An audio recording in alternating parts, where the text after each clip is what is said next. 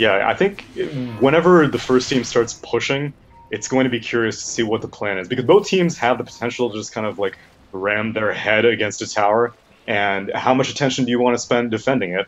Would you rather have your TA or Medusa go get farm elsewhere on the map, or do you want to try to go for kills?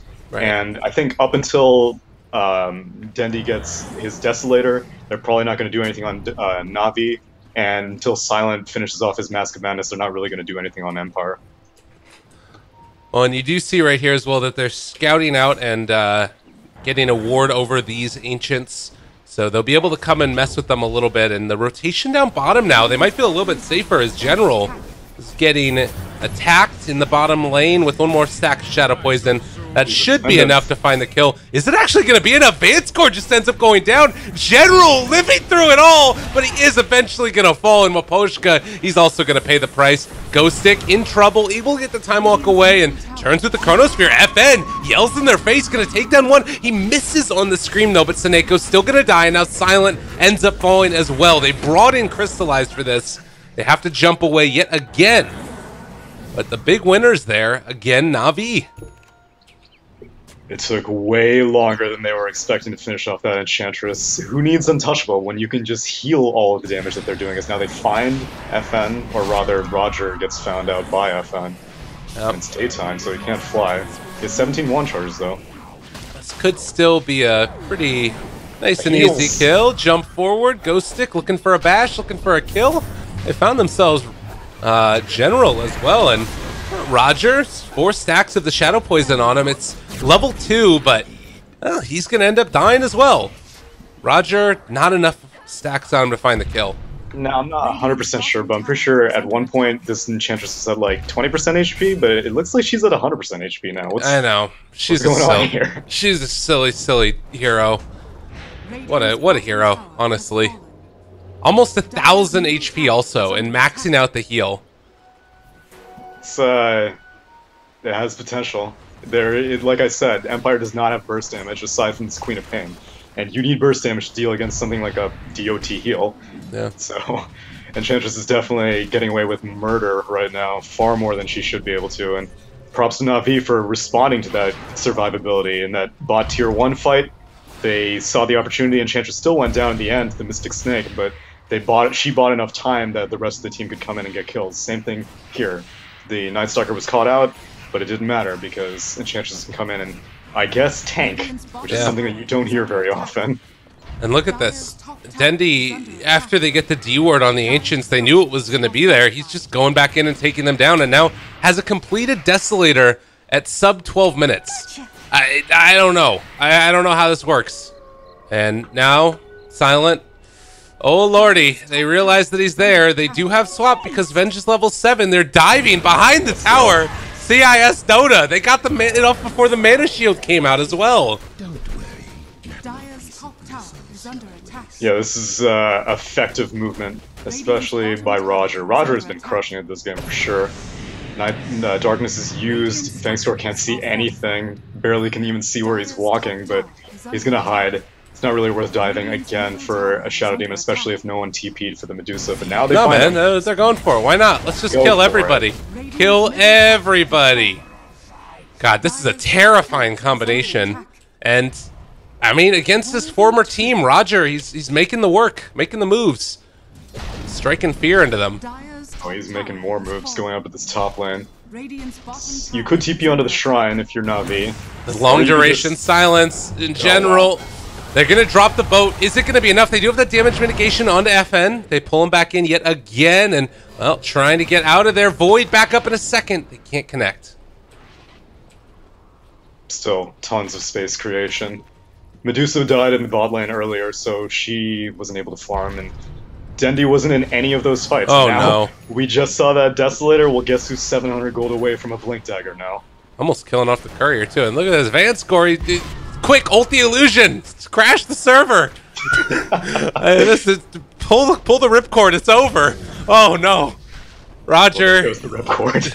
He's going down. This is a really rough one right now. Na'Vi is just rolling over Empire at this stage of the game. 9,000 net worth lead. That's what they need, though. A big Chronosphere onto 2 heroes. Again, the Scream of Pain. It's not enough. Can they kill him off? General starting to fall low. They will have another X Torrent in 4 seconds if they can get it, but they swap him away. General gets out of there. They turn their sights onto Seneko. Crystallize also running away. Is this going to end up working out? This is looking like they're just walking into the meat grinder here. They do get a little banishment now of Dendi. They catch him with the Torrent. This is another big kill. Empire pulling it back. Can they make this work, though? FN almost out of mana. He does have sick charges as well. Dendi's still trying to survive there with the Shadow Poison on him. General starting to fall. They get that kill as well. The Torrent onto Dendi, but they still haven't been able to beat him down yet. Rogers come back into the fray. This fight's been going on for an entire duration, and well, there he eventually goes. So the final tally ends up being, I have no idea. Gotta wait for the fight recap. I'm pretty sure it was just Night Stalker and Enchantress dying in exchange for this Faceless Void. Oh, nice Torrent, nice kill. Is it gonna happen? Roger, oh no, the Urn. He gets away. They do have She can't FN. see anything. It's nighttime. Oh, he's away, he's gone. He doesn't have a TP for 40 seconds though. That's okay. Oh, this is the scan time, but can't do it. Yeah, near that Ancient, Dendi was rightfully apprehensive, because for one thing, he's extremely close to his Blink Dagger, and for another thing, TA is not a hero who can take fights 5-on-5, or rather 5-on-3, this early in the game. So it was good positioning, Void was going up the hill, and if it was just Void, then Dendi would have for sure gone for a Melt Strike. But the problem is, it was Void, and it was Shadow Demon, and it was Kunkka, and Kunkka's Torrent, which will quickly burn off your Refraction. So Dendi just kind of played it cool, and ended up drawing a lot of aggro. Everyone wanted to kill this Dendi, is now Ghostic. He's gonna TP out, Void has been... Now we go. Yeah, they saved that one. Good decision, recognizing that he couldn't get away anyways. And 16 minutes in, it's a 10,000 net worth lead. It's substantial, to say the least. Aegis was claimed by Dendi. So he's definitely outpacing Medusa. Nearly twice the farm of Medusa. It does feel like this is still a good team for being able to hold high ground, but oh, are they going to be able to do it? Oh, running away again. FN's going to TP out. Roger, does he break the TP? Not quite. And it looks like Van Score going to have to be the one who gets taken down. Gets away. Dies in the fountain to the Orb of Venom. Oh, God. Yeah. Was it the Orb of Venom? No, it was an Urn. You're definitely right. She doesn't even have an Orb of Venom. Well, that's going to be a big Chronosphere. They take down General. They might even take down Dendi. They pull him back in. Double kill. And a huge win in spite of the tier 3 tower going down. No, arguably a triple kill because that was through Dendi's Aegis. So perhaps overestimating how strong they are. And I guess Empire didn't spend as many resources kind of pushing that bot tier 1 as Na'Vi were anticipating, because VS went out and Night Stalker went out. So you needed one of those heroes to stick back around for that tier 3 push. But, you know, it's a tier 3 at 17 minutes. You're not going to complain about that if you're Na'Vi. Absolutely. It was a huge gold swing, like you said, but not enough to really fully tilt the scales. But it does feel like, you know, if you have Silent actually getting into some real items here, keep in mind there's still this Ancient stack that only was partially taken. Things could start to turn around a little bit for Empire here. It's still a PL into a Medusa, which is terrifying. Yeah, one Spirit Lance tossed and Silent loses basically a quarter of his mana. So that's just going to get more and more intimidating as the game progresses. But they got that's clarity. Not even counting what Navi's going to have. Oh yeah, clarity. That's true. That's fine. It's all okay, right? What we need is, man. The problem is Soul Ring doesn't even give you enough mana for your Stone Gaze. Otherwise, maybe you got to do some Wraith King type plays. Yeah. Out mid lane, Na'Vi again going to start to put the pressure onto Empire as they start. Yeah, maybe continue. That's a good point. There we go. That's fair enough. It's really a problem though, because the other issue is that there's all this vision around the map. Like you've got the TA traps here. There's some really good deep wards. So anytime Empire leave their base, Na'Vi has an inkling of it. Yeah, and that's just at daytime. If you're at nighttime, you can just put any idea of leaving your base out of your mind, because you're not going to know where the hell you're going. Radiant's bottom tower is under attack. So bottom lane, Seneko, Crystallize. They're down here as well. There's an Invis rune, so unless they really feel like there's a strong possibility to catch the Medusa way out of position, likely they're just going to back out. I mean, I guess that they do have darkness available. These two heroes can't do it. This is the most 5 of 5 Vengeful Spirits. She has boots and a ranger up. So I know many games you've been seeing a VS doing lots of damage. That's not happening this game. At least not for the next, like, 20 minutes or so. Roger. He has a Spirit Vessel, but no charges. Man, I love Spirit Vessel. I don't really think it's that great this game, specifically. I mainly like it against, like, healers. Oh, top lane. Ghost Stick. Oh, God. Run away. Silence. Yeah, I got him. That's a kill. I would have totally been okay with the defensive chrono in that situation. Have you seen the interaction where Spirit Vessel disables mana regeneration? Yeah, but apparently that got fixed. Okay, cool. Yeah, because I did see it, and then I was just like, man, that's a great anti-Storm Spirit item. As now Roger finds Silent. But it's daytime. That was Smoke Broken, but he doesn't realize that it was Smoke Broken, and now down bottom, they've caught themselves a General. Can they find any more Sonic Wave? Every damn thing thrown into General's face, but he's not dying. This guy's too freaking big, too hard to kill off, and eventually he will be finished, but that's so much committed for one kill, and now nothing really left in the tank. FN, they got the silence off. Oh, he's still got X though, so Roger not able to make it happen. But the jump away. It looks like FN should live through this though. Yeah, TP's back to base despite being just a mere like 2,400 units away, but that's what you gotta do against Spirit Vessel. Respect the Vessel, and respect the Enchantress. This General refuses to go down. This is so much energy that you have to spend into killing a hero who normally does not spend this kind of, I guess, normally does not dedicate this kind of energy. Yeah. Every single time that General's getting into trouble, then Phantom Lancer conveniently shows up. Crystallize has these boots of travel. He can very quickly start turning around any fight that General's losing. Mm-hmm. No, it's true, and I guess the other thing, too, that we got to keep in mind, though, is it does feel like that is a lot of investment into, like, early-ish games items. And in general, the draft from Navi, well, hold on, because I think we got ourselves a dead Kunkka, most likely. They do go for the imprisonment there. The runaway, the swap back, the boat is already out, and he's dead.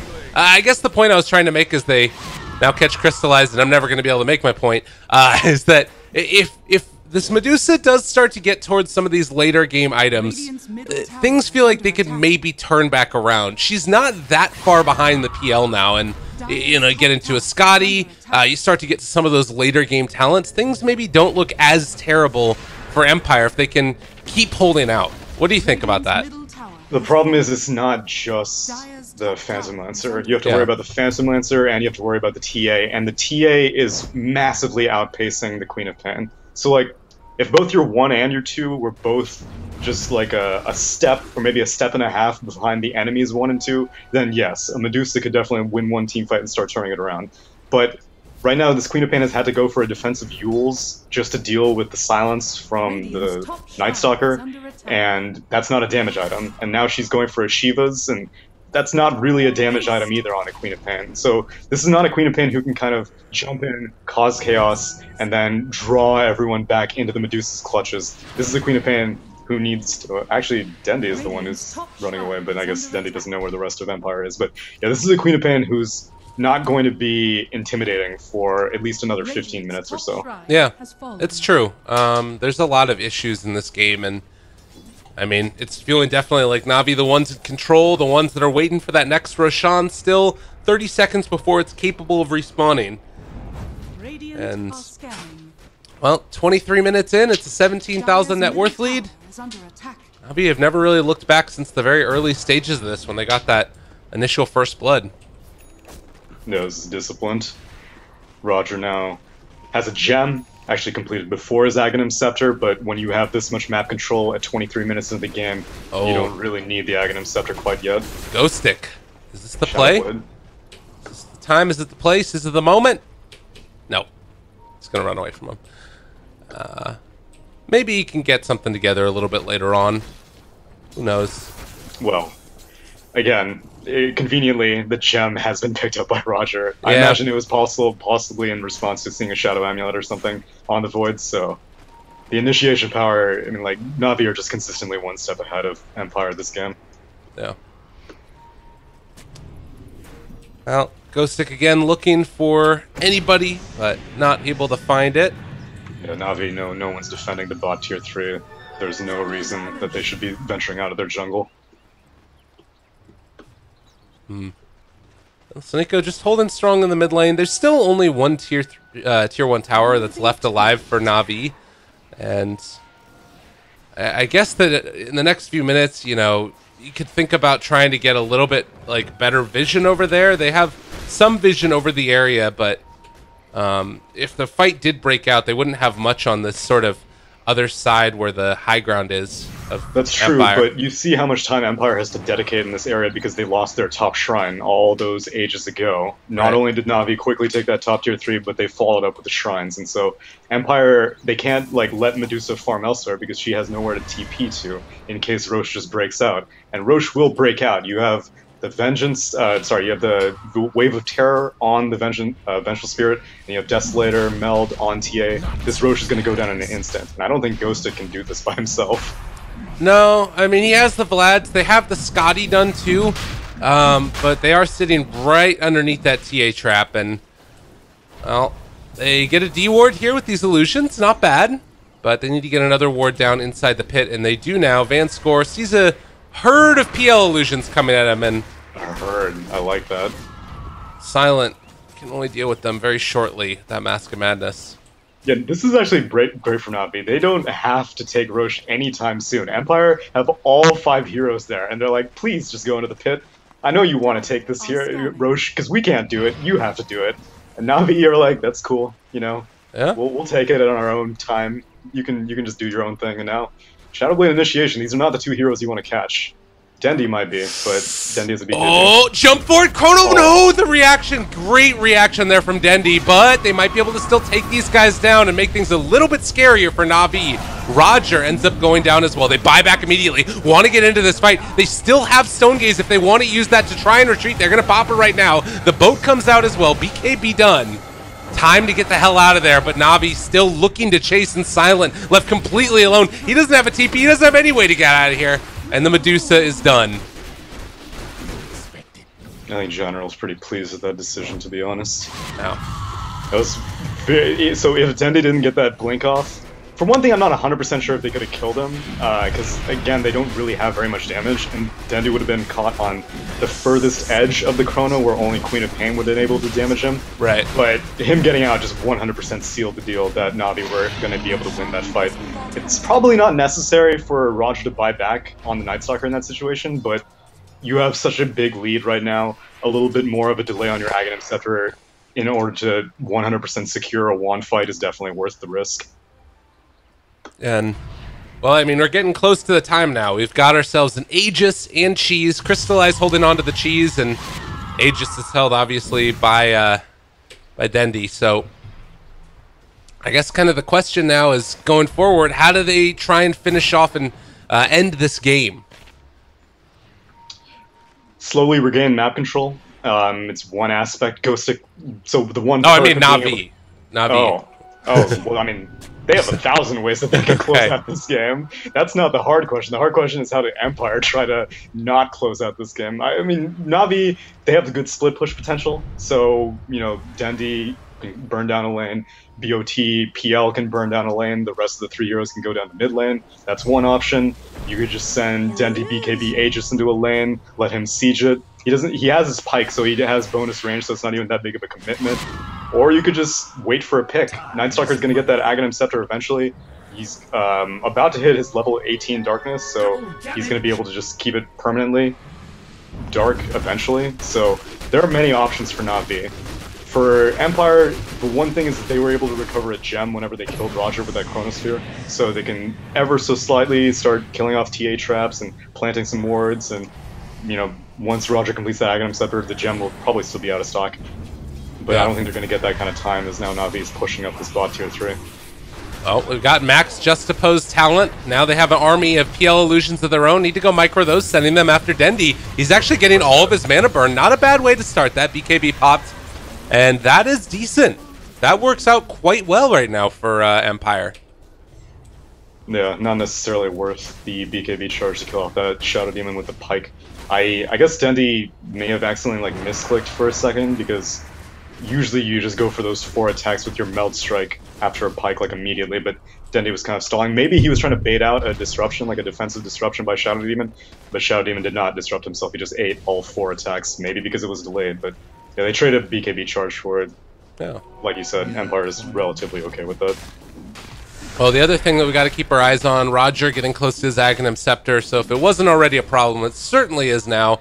We've got a Maelstrom done for the Medusa, and the Heart done for the PL. So he is sitting on a comfortable 3,200 HP. This guy is nigh impossible to kill.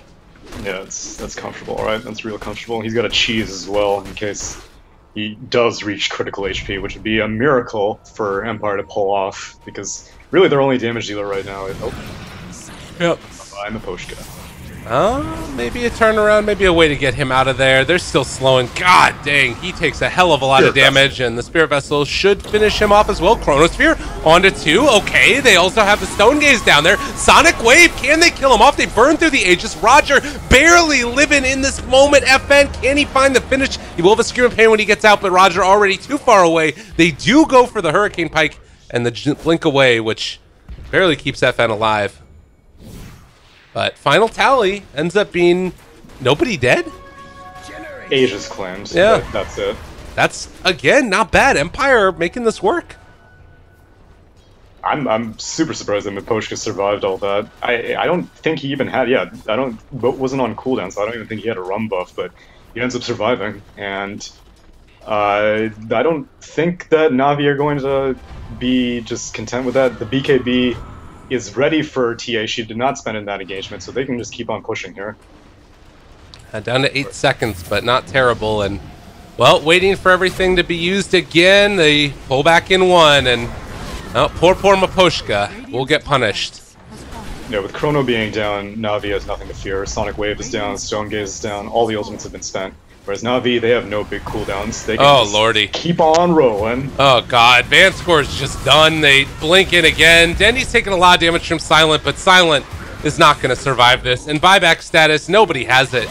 This could potentially just be it if Na'Vi want to strong arm it, and it looks like indeed that's what they're going to do. The Spirit Vessel going to bring Dendi back up to full HP, and GG is called. Game number 1 in the books. Na'Vi take it.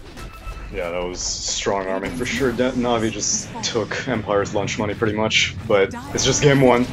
Maybe they were still furious. They were like, wait, you thought we couldn't come back for that game 3 yesterday? No, we could have definitely come back, and we'll prove it 2 times over as they take a dominant game 1 over Empire in the Summit 8 CIS quals. And they got a little sorry out of Seneko as well. I'm not sure what that is. There's a little bit of saline flowing through the veins this early morning. But we'll have to see what happens. Game number 2, Tsunami, as far as changes that you would make going into the next game, what do you feel is the biggest thing that Empire need to do to change up their strategy? I think they need to change up their draft. I think it was a little stubborn to lead with a Shadow Demon like that. Like, it's possible that this is just like their strategy, but Shadow Demon is not a great first pick support in my opinion. And this game, I definitely did not see it coming to be useful at any stage, really, like against making PL illusions or for making your own Medusa illusions or countering the Enchantress in lane. This Shadow Demon did nothing as far as I'm concerned, and that's not Vainscore's fault. That was just the nature of the draft. So I think Empire need to reevaluate their first few picks. Okay. Well, we'll see if they can do that, if they're going to make any changes into game number 2. I'm going to drink like 10 billion cups of coffee and tea in between the 2 games, but... You've been coughing. I've been having to talk more than I want to, because I don't want you to have to be like, yeah, I mean, they're doing great. Yeah, I mute myself on stream most of the times I catch it, but yeah, we'll be good. Just you. That's just for you. Neil. All right, everybody. Stick around, everybody. Game number 2 right around the corner. It is the Summit 8 CIS qualifiers. We'll be back in a bit.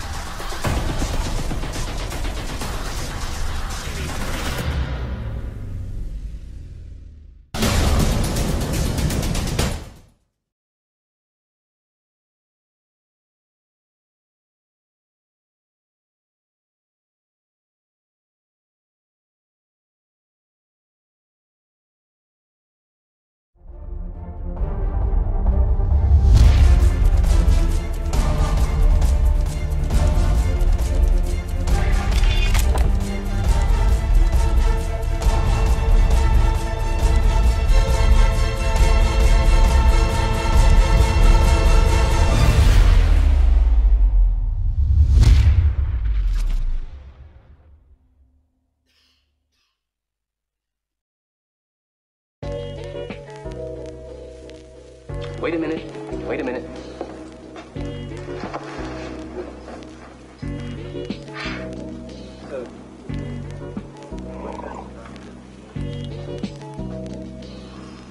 You know, this is, excuse me, a damn fine cup of coffee.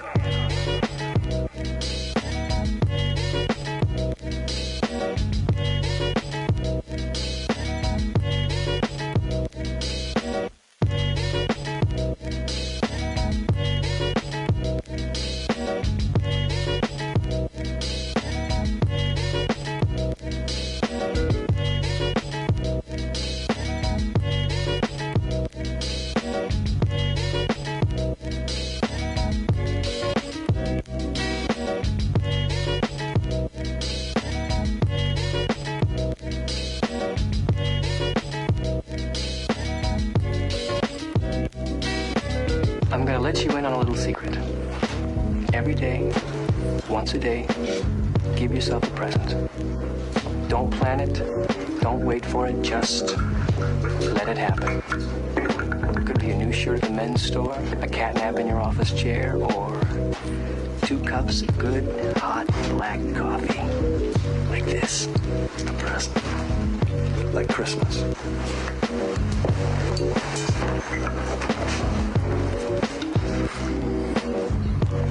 Oh, man, that is the spot. Nothing like a great cup of black coffee.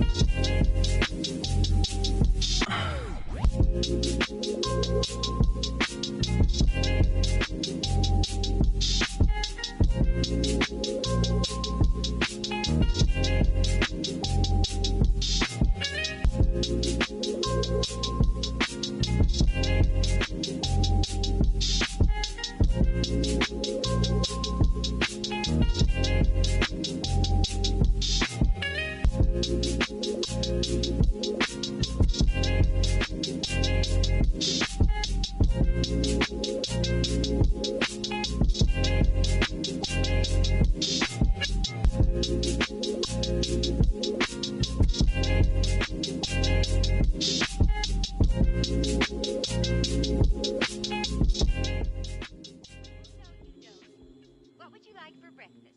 The usual. The usual coming up. Milk? Cereal? Crunchy or silent? Better make it silent. And some bacon. Bacon. And one soft-boiled egg. And one soft-boiled egg. Thanks, Mom. Thank goodness. Thanks, Mom. Thank goodness.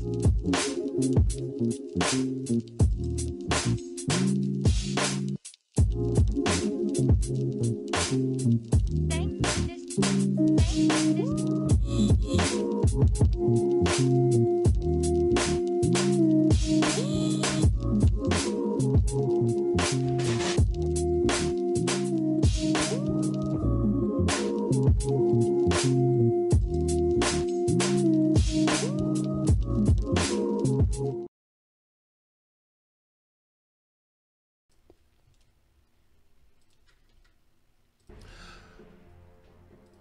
Ladies and gentlemen, hello and welcome back again to the Summit 8 qualifiers, taking a look at our second game of the day, first series of the day. It's Na'Vi facing off against Team Empire, and it's game number 2, and we are looking at a completely and totally and absolutely different draft. Tsunami, how you doing, my man?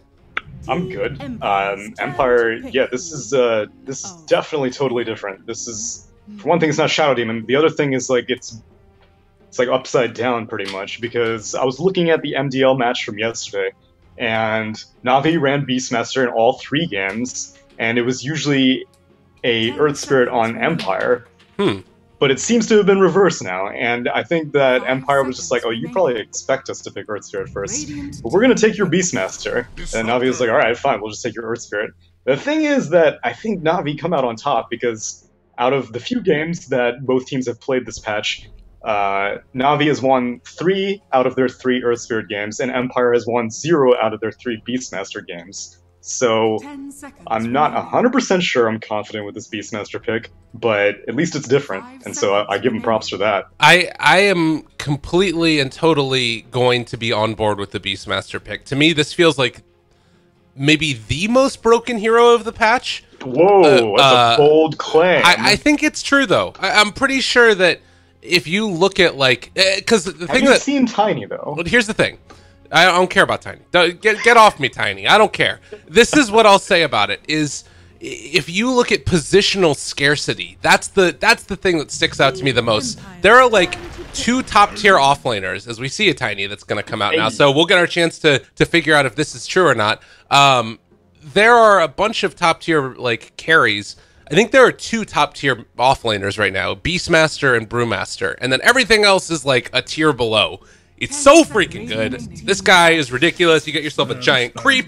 Also, your Hawks not only go back to like pre-nerf nighttime vision, but they get increased to 1,000 range, and you get 3 of them at level 25. That part doesn't matter as much, but you get 1,000 range at nighttime on your Hawks. Are you kidding me? This guy's crazy.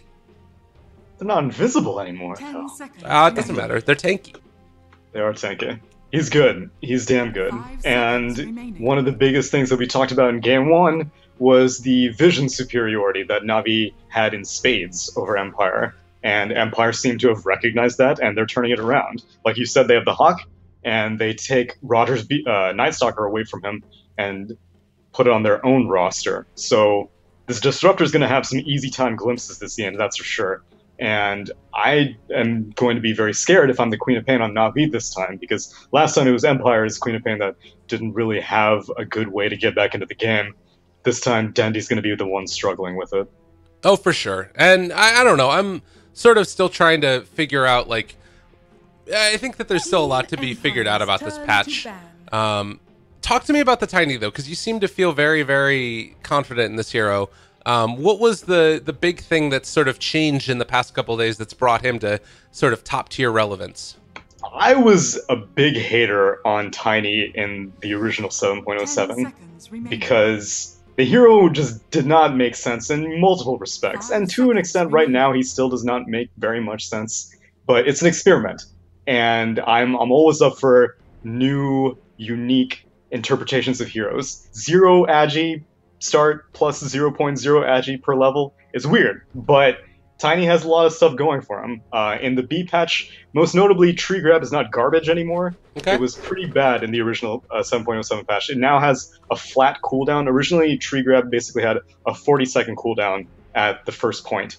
And you didn't want to have to max Tree Grab out, because then you don't have Avalanche and Toss. And that's your best spells, bar none, during the first 20 minutes of the game. And so it was always like a weird spot. You're like, do I play Tiny Roaming? Or whatever. It didn't last long. Right. Now he's a core, and he's an crazy scary core, namely because of Grow, which was the same in both 7.07 and the B patch, but you couldn't really take advantage of it in the original patch. Now in the B patch, as a carry, you have 40% status resistance whenever the spell is maxed, and I'm seeing silences on Nightstalker, I'm seeing a Roar on Beastmaster, and I'm seeing a Stormhammer on Sven. And if this Tiny manages to hit late game, he's not going to need a BKB against any of these spells, because he can just stand around and eat all of them and proceed to cleave your entire team down. So Tiny is definitely a force to be reckoned with in this B patch. I think the other thing that was really cool about Tiny, even in the last patch, was the changes of the 40-minute runes, getting 2 of them at once. How many times have we seen DDs just end the game with Tiny? And now you have double the chance that that's going to happen. It was something that didn't get seen all the time, but when it happened, it was really significant. And now you have that built-in cleave mechanic, which is basically the Aghanim Scepter of old. It's all looking good in some ways. But I still have to say, like you mentioned earlier, you don't have Agi, you don't have armor, and Sven, he's a hero that can take advantage of that. There's a lot of concerns that I do have about him, particularly if, you know, before he gets a ton of that status resistance up, like you roar him and then just send all those Beastmaster summons at him. It could be scary, but maybe that's where the rest of the heroes of Na'Vi come in to try and save his day. And Empire, they're going to take a last pick DK. It's going to be a lot on that hero for sure, the Tiny, to carry Na'Vi, and we'll have to see if they can make it work. Any last heroes that you'd really like to see from Na'Vi? Vengeful. No, it's banned. Man, and Wyvern's banned also. I guess you could go for Io, but that's not a very commonly seen combination anymore. Again, like, that's seen. If I had told someone in 2012 that Io Tiny was not going to be a thing anymore, they'd be like, no, I don't want to play Dota anymore then. In fact, I think one of my biggest theories is that Tiny's Aghanim Scepter got removed because it would be too good with the Io Aghanim's talent. I think so too. I'm gonna go for the Tide. This has had been a little bit of a revelation recently. Oh my god, he has the Mohawk. I have not seen that set before. That's amazing. That's a vintage one. Well, I kind of like the Tide. I think that he's gone underutilized. I was talking with Aosin a lot about it, and he was mentioning that his 2 talents now, the damage reduction that you get on Anchor Smash talent, it's like plus 25% or something, and then also your Kraken Shell plus 24 of the threshold, means that this hero is just like, he's ridiculous now. Yeah, Dragon Knight especially is going to struggle against this Tidehunter for sure. I had seen the one clip that I'm sure many other people also saw of a Sven beating into a Tidehunter and doing effectively no damage thanks to that Kraken Shell talent. But then once he gets God Strength, then, you know, it's a flat amount of damage that's blocked. And so you may be able to do like 50% of a hero's damage whenever they don't have something like a crit. But whenever they do have something like a crit, you're still blocking the same amount of damage, but the surplus is still going to go through on the hero. Right. So Dragon Knight, on the other hand, does not have any sort of damage stir or that will help him very much. Corrosive Breath is probably one of the worst things that you could ask for against a Tidehunter because it does not really amp up your damage in a meaningful way. So DK is going to have big issues with this Tidehunter. It's going to be up at the Sven, and both these heroes don't really build into minus armor items, and that is usually what I think is the best thing against this new Tiny. New Tiny will more often than not build an Assault Cuirass very early on in the game. It's not like a 5th or 6th item like it is for most carries. It's like a 2nd item for Tiny because of that 0 agi. So he gets attack speed, he gets a ton of armor, and unsurprisingly the entire team is going to benefit as Crystallize gets spotted out, but he's going to leave. Yeah, no way to make that punish happen as the Disruptor is very far away. And Yo, how's my Punch mic, wasn't by gonna the way? happen. Did I change it? It sounds the same-ish to me. What? Yeah. Okay, hold on. Just a second. All right, let's see if you can get that lovely voice coming back to us. If not, that's fine too. It's all good. We'll have to suffice for my sick, hacky awfulness. It's that time of the year, you know. It's getting all cold outside. It's starting to get a little bit rainy. It's been raining outside all day. People get No one sick. cares about your rain. How's my mic? It sounds better. Look at you. You're actually back. Now I have to turn you up again. Worthy Alright. tribute. Audio on the fly. It's happening. Put me in, coach. I apologize. I got Windows 10. I got Windows 10 hard. I was using my webcam camera. This isn't 2012. We have higher production quality here at BTS than a webcam mic. LOL. Alright, I'm done. Oh god, I'm dying. Alright, well, they get the range creep back. General now down at half HP. Maposhka gonna run away as well. And they're just keeping him out, zoning him away. It feels like Ghost Stick is probably going to have a much better time of it than this. And he actually has taken axes first. Wants to be able to sort of zone back Snako. That one axe and punch did like half his HP pool. I'm just going to throw a tree at him. The axes are interesting now. I haven't really seen any people taking advantage of the damage amp from the axes. Is now, man, General is in real deep. Oh, Roger! Oh, what a player! He What a spotted it player. out and rolled forward. Top lane. They going on General. him? Oh no, General. He's done. Where's the Fairy Fire #1? Oh god, is he really gonna live there? No way. Void from a push. Could they get first blood? So Empire, they are able to fight back a little bit after the Roger steal of the courier. Yeah, but General's okay with that. He's going to be taking a lot of beating this game. Look at this. Crystallize just like let's see, Maledict. I'm not gonna be able to get it. He's just like picking up trees and throwing it at him, like slight harassment. It only costs 20. Yeah, and you don't really need it to farm, especially when you have a Witch Doctor who's helping to zone out the offlaner, so you can just use it as a long-range auto attack, I suppose. Yeah. Ghost Stick gonna heal back up. Realizes that Roger was coming over and can't come and contest for that rune. And, well, that's gonna be it. So, early laning, the way that this is gonna work out, do you feel like this is sort of the way that it's set up right now gonna be favoring either team in particular? Well, with your courier dying for Empire and DK, of all heroes, having to go back to the fountain, that's definitely a bit of a setback, but he didn't lose very much experience, so it's not that big of a deal. But yeah, that influences the top lane. Is now General again. It's in pretty deep. There's a glimpse of if they need it. And they'll pull him back in there. General, Fairy Fires, but to no avail. He eventually is brought down as well. So this tri-lane definitely working, and that's, I guess, where Empire is going to have to hang their hat. Yeah, Miposhka is going to be definitely much more effective this game than he was on that game with Kunkka, because this Night Stalker's getting a lot more done. He does not have to duel mid. Denti is doing a just fine job being able to deal with FN's DK in the mid lane. Yeah. And he's going to keep that pace up. Again, with the courier being dead, like it's a setback for these initial levels, and that's where Queen of Pain needs to get that biggest advantage. She's gone for 2 points in Shadow Strike, no points in Scream of Pain, because it's just, he needs to zone. He doesn't need to kill, he just needs to zone. Speaking of zoning, he is just not at all able to do anything. This is an awful time for FN. He is going to have the courier bringing it up finally, gets the salve, has a bottle going also, and maybe FN can finally find something for himself in this lane here, as he is a 7-1 versus the 16-12. Tidehunter again taking some damage, but General's going to be fine through this. Yeah, General's got a point in Kraken Shell now, so it makes it a little bit more manageable. But Although, maybe even more so than manageable, they may be able to find something themselves as Roger places an aggressive ward, sees Vangscore, roll for the bounty. alright.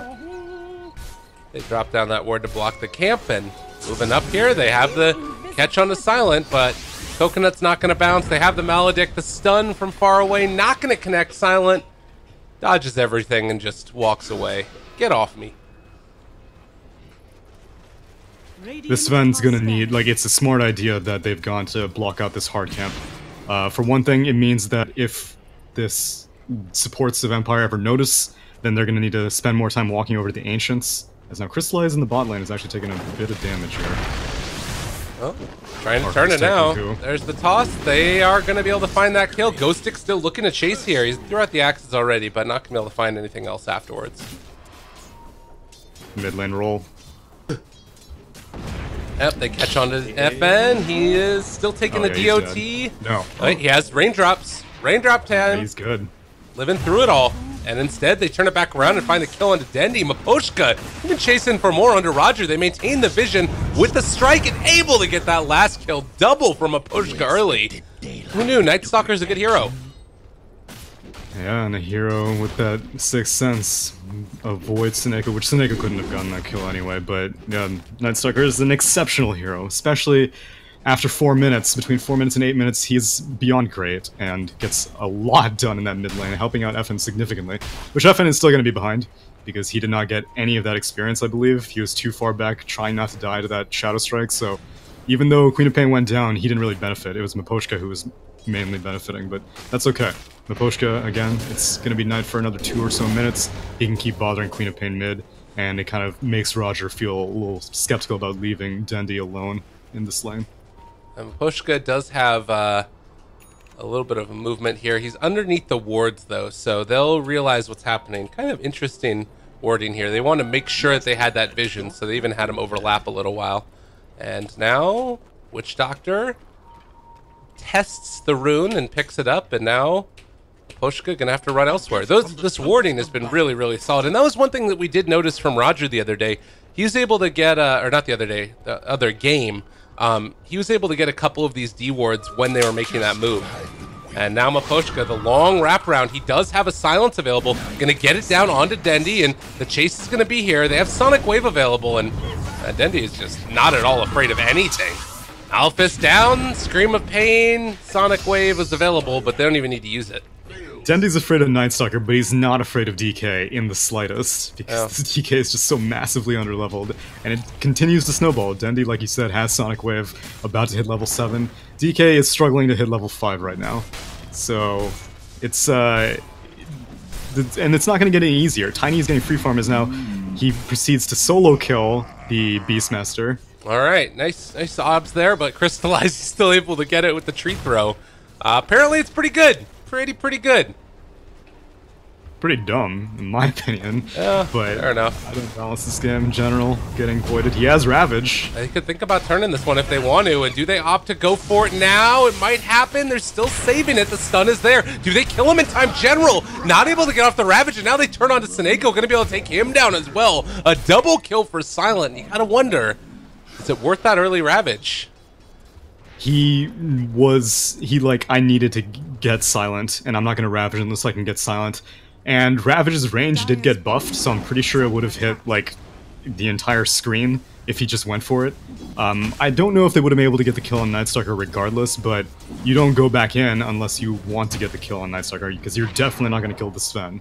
And killing Disruptor is also pretty difficult because he was at full HP, so a little bit of indecision coming out, and it costs both the Witch Doctor and Tidehunter's life.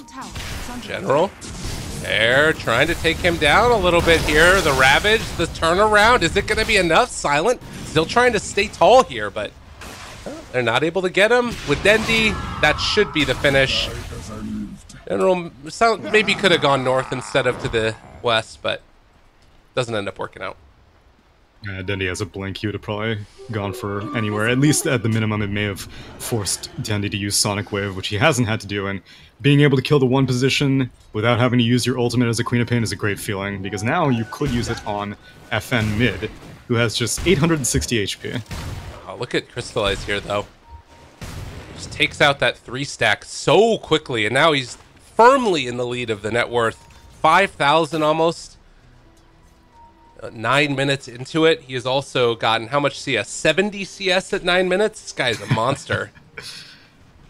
And that 1 kill on Beastmaster as well, which you caught, so it's all good. We all know Oh, that. definitely.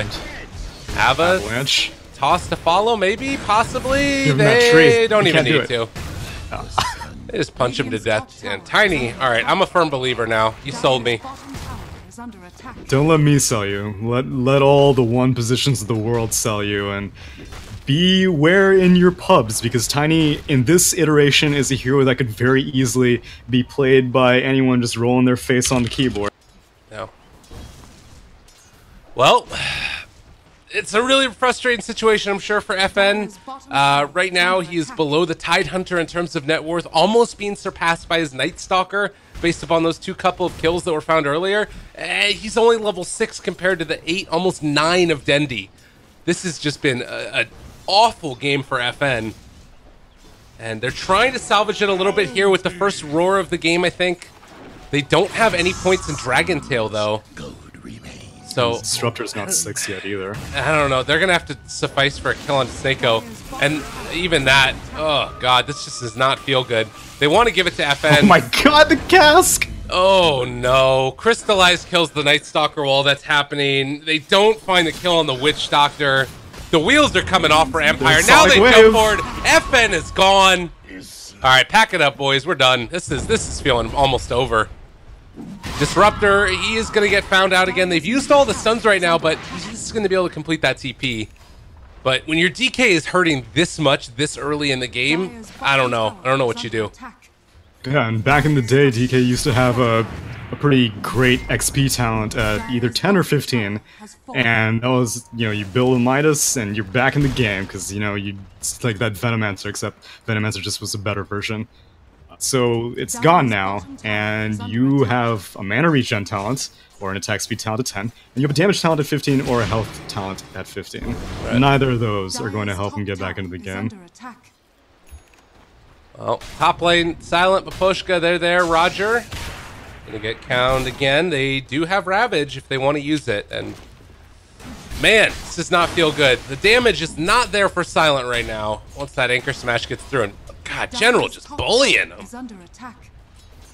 3 points in Kraken Shell. Headdress on top of that, going for the mechanism. Tidehunter is only going to get harder and harder to kill as the game gets later. Well, another kill down bottom. Snako is able to find it again. And Yeah, I don't roll blame away. you. Tiny is a very burst damage hero. You can't really keep track. Yeah. You know, 1 second a hero's there, the next second they're gone. So, meanwhile, it's sort of feeling like every lane is going the way of Navi right now. The sort of lone hero that's having a decent time is the Sven, but even he is, I mean, paling in comparison to the amount of farm that Tiny's getting. So where do you go next for Tiny? It looks like he went for Manta next into Shadowblade. Do you like this decision by Crystallize? I think it's Sanjin Yasha. Yeah, it's a Sanjin Yasha. So it's mid-game oriented. Possibly because they recognize that DK is so far behind and Sven's also so far behind. It's like, let's just end the game early, as now they're going in again on Yep. Ghost. Like, you can see this one, can't you? Oh, definitely. Or Turnaround, not happening, and I think that he's still dying here. The Malefist will be able to get the kill, and Vanscore, god, did not want to stand up to this guy. He hits pretty freaking hard. Crystallize, comfortable throwing the tree, and toss as well. It's all going down, and Vanscore looking like he might live. Barely. Snako the Madman. gets Oh my the goodness, TP he's done. away. He's done. He's done. He's gone. All right, now they're also trying to take down FN. They roll back in yet again, reapplying Magnetize. FN is dead. So the final tally ends up being the Dragon Knight and the Beastmaster dead for the Witch Doctor. Feels bad. Yep. And Crystallize basically walks out unscathed. You see, you can hover. This is one of the few heroes that I recommend hovering over this little stat counter. So you see 40% magic resist. That's complements of obviously the inherent magic resist plus the 20% that he has from his level 10 talent. You see 41% physical resist. That's complements of the Aquila and whatnot. Right now he has 8 armor with 0 agi, of course. And the status resistance is 13.6% right now, with Yeah. 2 points in grow. And wait, actually, that's surprising. What? That doesn't seem to add up. Oh no. So I guess the tooltip doesn't show it. So Okay. 13.6 because of his strength, and then slap on another 30% because of his grow level 2. Yeah. So he's basically 40% immune to the entire game. Well, it's not looking great.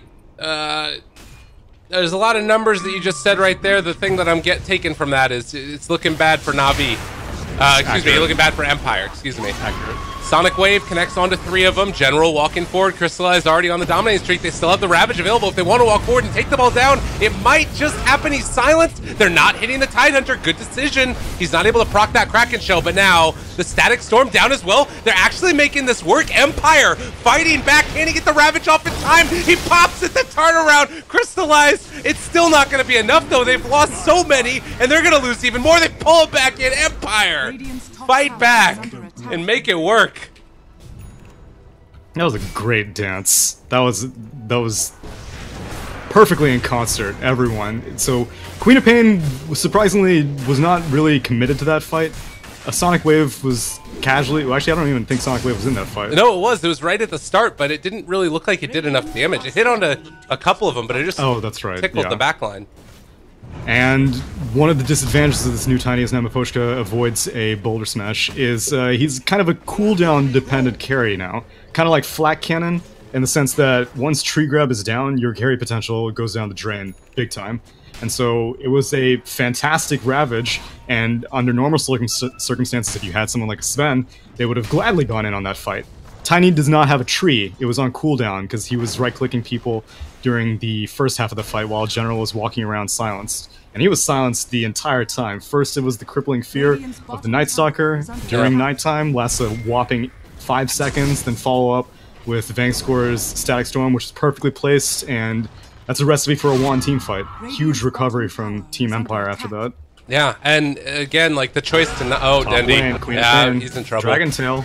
They got the follow-up. This should be a... No, he blinks away. Oh, and now Ghost Stick needing to run away from him as well. The turnaround, smoke out by the rest of here. Navi. Oh, Vanscore getting rolled on. He gets silenced. He gets stunned, and Vanscore gonna get dead. Can they find any more here, though? Looks like the answer is no. Space created. I suppose Disruptor dies, you get a tier 1 bot? Almost? No. No, you don't. Roger. 3 at least. Okay. Silent ends up getting it. Oh, they try and take him down. Roger trying to walk away. The cleave. They get him with the cleave. Oh, and Dendy, he just wants to kill off the Sven. He's going to get it. Poshka. He is still alive here. And just going to TP out now. Yeah, they were kind of stuck after that Boulder Smash connected, so well played by Roger, forcing them to stick around for that tier 1 kill. 2 supports go down, but Queen of Pain kills Sven, and Queen of Pain is more than happy to take that trade, as now Dendy has completed up a Yule's on top of that Veil that he completed first item, and life is still in the dumpster for DK, who has 1.7k gold less than Tidehunter. Yeah. Well, I mean, I'm looking at the game right now, and the way that it was looking just a few minutes ago before that fight mid, it was awful. It was terrible for Empire, but now they're only 800 gold behind the Tiny, the Sven is. This is starting to feel like there's some strong comeback potential here. He's getting into an early BKB, has the Blink Mask of Madness already. It's not looking so bad. For Tiny, a lot of his potential comes from his experience rather than his farm, thanks to the new grow. And so, I mean, sure, God Strength also levels up and scales up, and you get strength, and you get a little bit of, like, sneaky status resistance because of that strength that God Strength provides, but once Tiny hits his level 3 grow, it's so difficult to keep him locked down that you can dedicate these initial items, I mean, initial spells like Crippling Fear and whatnot on Tidehunter, but, you know, he's gonna have Greaves, so he's gonna be able to purge that off, and Crystallize is gonna have to go for these kind of feverish attacks on people randomly with Tree Grab. He can just do it after a Ravage, after Queen of Pain comes in, and then just do cleanup duty. But Empire are making all the right moves. They take an Aegis very quickly, thanks to 3 points in Inner Beast. Now, can they defend their tier 3 is the question. It's a big question, and we'll see if they have an answer for it.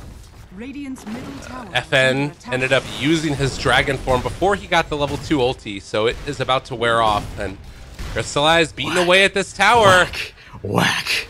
It's hard to deal with. The roll in, they found 2, Van Score as well as the Sven. He does have that BKB available, but wants to wait for the perfect moment for him to jump in. The stun is there. The chase is following. They have the Static Storm down. That's going to be the Earth Spirit, already brought low and going to Mikey die. No, they have the stun. They blow him the hell up. All right, but they have the BKB when they come out of this one. FN still dropped low, but not dead as of yet. So far, it's just the Earth Spirit dead, and now the stun. They get the Eul Scepter. Dendi able to walk away from him there, and there's the blink away. Now General taking another down. That's the Beastmaster and the Night Stalker dead. Silent, waiting for his Blink Dagger to come off of cooldown. He just wants to jump in there, but as soon as he pops the BKB, waiting for the moment. They can't go for it yet.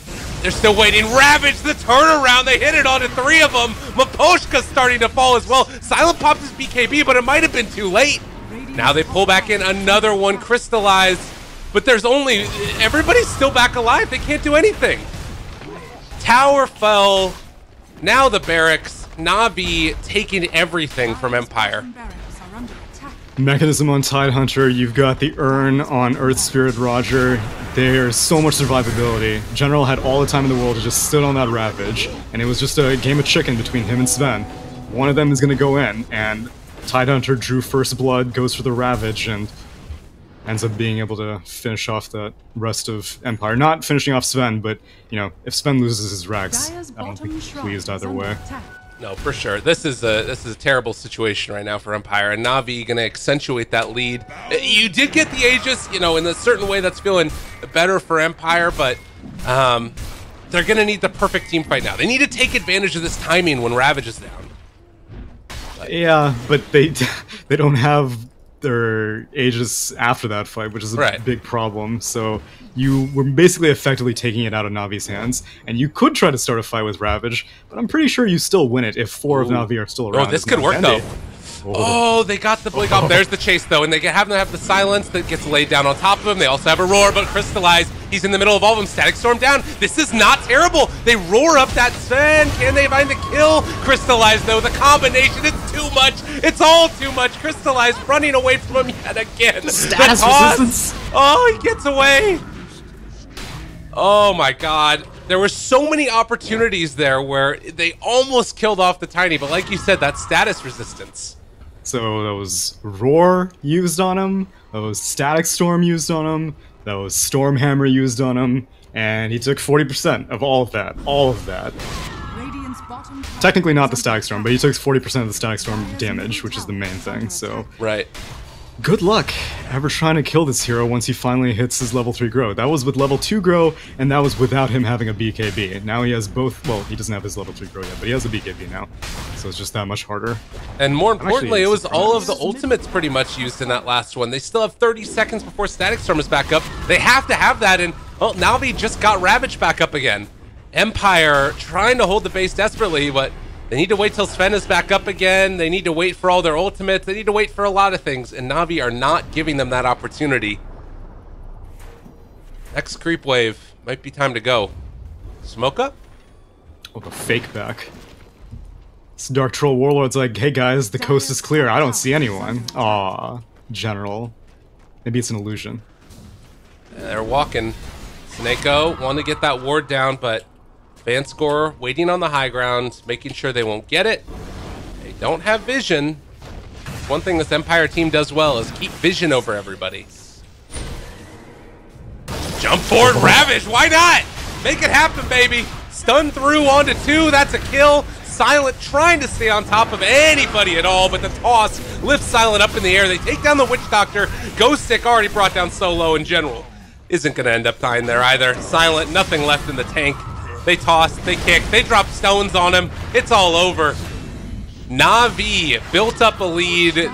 They thought they might have thrown it away a little bit in the mid game, but it was never in doubt, really, as they take down the mid Rarix as well. Yeah, who needs vision when you have an ultimate that basically reaches 5 monitors away? General was just like, I'm sure they're in this general vicinity, so I'm just gonna Ravage. Yep. And guess what? It usually works out. Well, they have buyback on the Sven. but it is feeling like a fool's errand at this point. Somehow they missed the stun, but that's fine. Avalanche, toss back, crystallize. He pulled him into his team, and Maposhka doesn't able to get away. They're taking down this tower. They don't even have the Witch Doctor here. He's just running through the river. I don't think he's critical to this push, to be fair. Fair enough. No, in general. He Pop can blink. Dragon He's Form. getting attacked, and he can just blink. God, that is... Oh. Oh, Lord. All right, they pull back in one. Dendy, stun.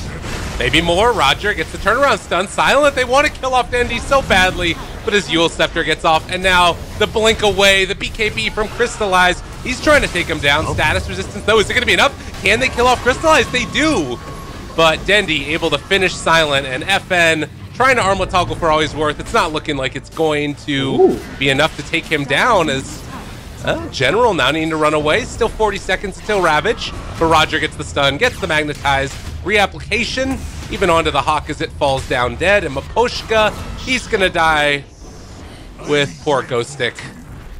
And GG is called. Na'Vi eliminate Empire from the Summit 8 qualifiers. And what a fashion to do it in. 2 blowout games, and I would definitely have a lot of emotions going through my head if I was Empire, for sure, because, like, you know, all things considered, like, even beyond any sort of game bugs here and there, like, this is now breaking the trend. Like I had mentioned earlier, like, it was usually Na'Vi would come out on top for some qualifiers, and then Empire would come out on top, but now that's 3 in a row for Na'Vi. And, you know, as it is, you're just happy that you don't have to go against VP if you're in this region, but Na'Vi fans rejoice because that's 3 in a row. Things are looking good. They're not in the Summit yet, but they're in the grand finals for the qualifiers now. Exactly, and well, we do have one more match that's going to take place a little bit later on today. It's going to be VP versus Vega. Tsunami, any sort of final thoughts on how you see Na'Vi as they face one of those two teams? Do you have a sort of inclination of where you think they stand? I don't think either of these games are good benchmarks. I mean, maybe this is just me, like, throwing my own, you know, projections onto it, but, like, it felt like too emotional of a game for Empire, because, like, they did not look like a very cohesive team for either of these games, and their drafts were also kind of, like, haphazard, so I don't really know if you can rest your hat as a Na'Vi fan saying, like, oh, clearly this is, they've reestablished themselves and whatnot. I think that the team is looking fantastic with Crystallize. I think Crystallize has been an amazing fit for Na'Vi, and I don't think any Na'Vi game I've seen I've been like, oh, this carry player, he's just like, he's dropping the ball. Crystallize either has a good game or he has a great game, and both of these games are great. Let's hope that he can replicate that against what will probably be VP, but could be VEGA Squadron, you never know, as they move into the grand finals. True enough. Well, ladies and gents, that's going to do it for our first game of the day, Na'Vi versus Empire. My dog is losing her mind in the background if you were hearing some rumblings out there. Nova, exactly. But we'll be back in a little bit with our second series. Tsunami, I think that you're going to head on out, but it was a pleasure. Thank you so much. Everybody be sure to follow this lovely, lovely man with the newly fixed voice as well, at Tsunami643. Is that correct? Am I right? That's correct. No. Any sellouts you want to do? Shout out to VP going into this qualifier. I said it's a good thing you don't have to go against VP because, as usual, I was just like, oh, they'll probably be invited. Yeah. And they thought they would probably be invited too. But due to some miscommunications, they're just run truck through these qualifiers, and sucks for CIS, but, you know, if there was ever a time for an upset, it's going to be now. Absolutely. All right, well, ladies and gentlemen, that's going to do it for us. We'll see y'all in a few for our second series, VP versus Vega. I'll let you guys know in a few minutes when that's actually going to take place, but stay tuned. More action from the Summit 8 happening right after this.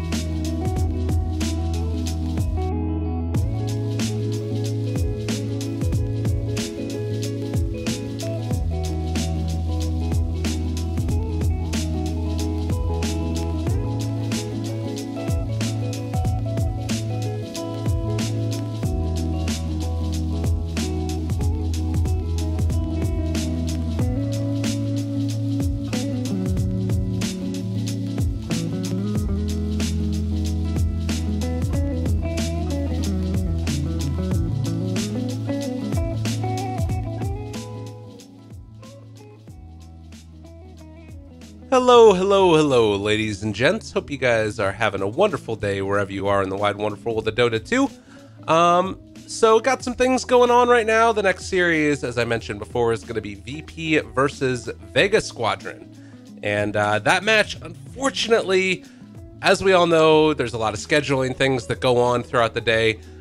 We have to stick to that as like evenly as we can because there's just so many games that are happening simultaneously. So that means that we have a little bit of a break. This match is set to take place at 10 a.m. Pacific time, which means, yes, that's right. I know you hate it. It sucks, but we got a little bit of a break here that's going to be taking place. And it is an hour and 27 minutes. So I'm going to chill. I'm going to have myself a nice little morning breakfast, maybe take my dog for a walk or something, but we're going to keep the music going. We're going to keep the stream live. If you guys want to, feel free to go play some Dota, go watch a movie, whatever you want to do, and we'll just be chilling here, waiting for you to come on back, and yeah, have yourself a nice little time. It's gonna be, like I said, a long break, but it'll be on the whole time, and then we'll see you afterwards. Hope that you guys enjoyed the broadcast. Again, be sure to follow us at Lyrical Dota at Tsunami643, and of course the channel at Beyond the Summit for more stuff about the qualifiers that are happening. For now, at least, I'm going to go take a little bit of a break. We're going to be chilling. If you have any questions or anything that you want to chat about in chat, feel free to hit me up and we'll chill. We'll keep it a very nice and relaxing experience this fine morning. See y'all in a bit for our next series, VP versus VEGA, hour and a half.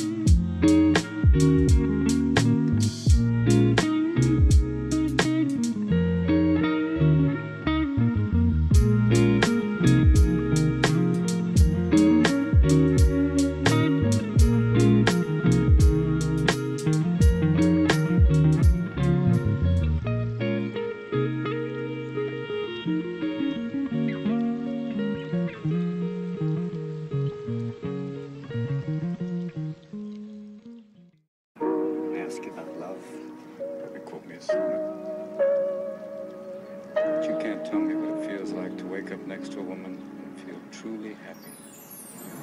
Knowing someone that could level you with her eyes.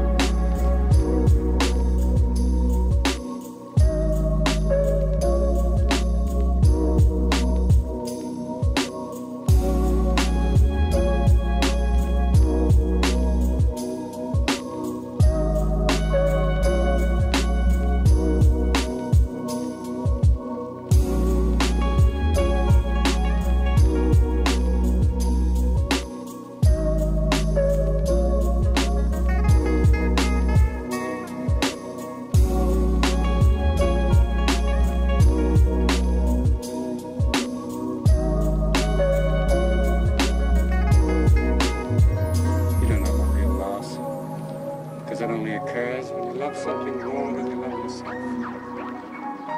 I doubt you'd ever dare to love anybody that much.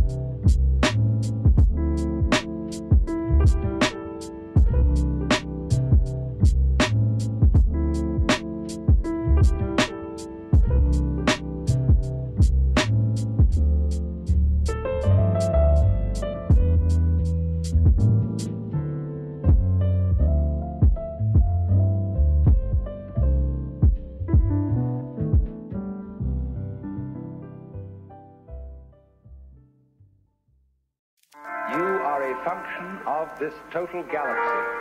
The real deep down you is the whole universe. And it's doing your living organism and all its behavior. It's expressing it as a singer sings a song.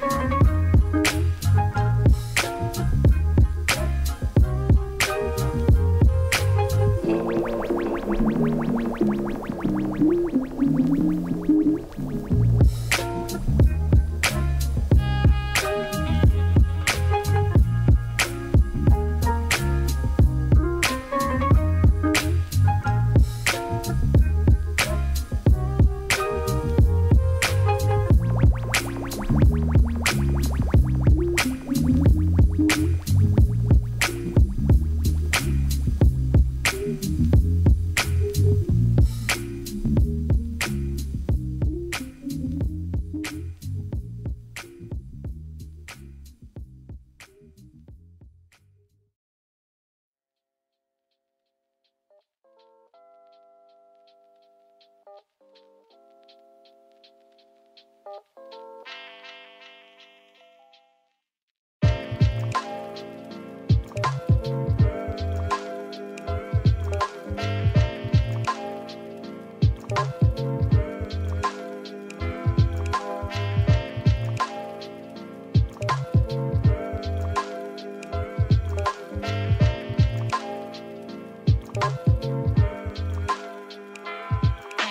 y'all feel it?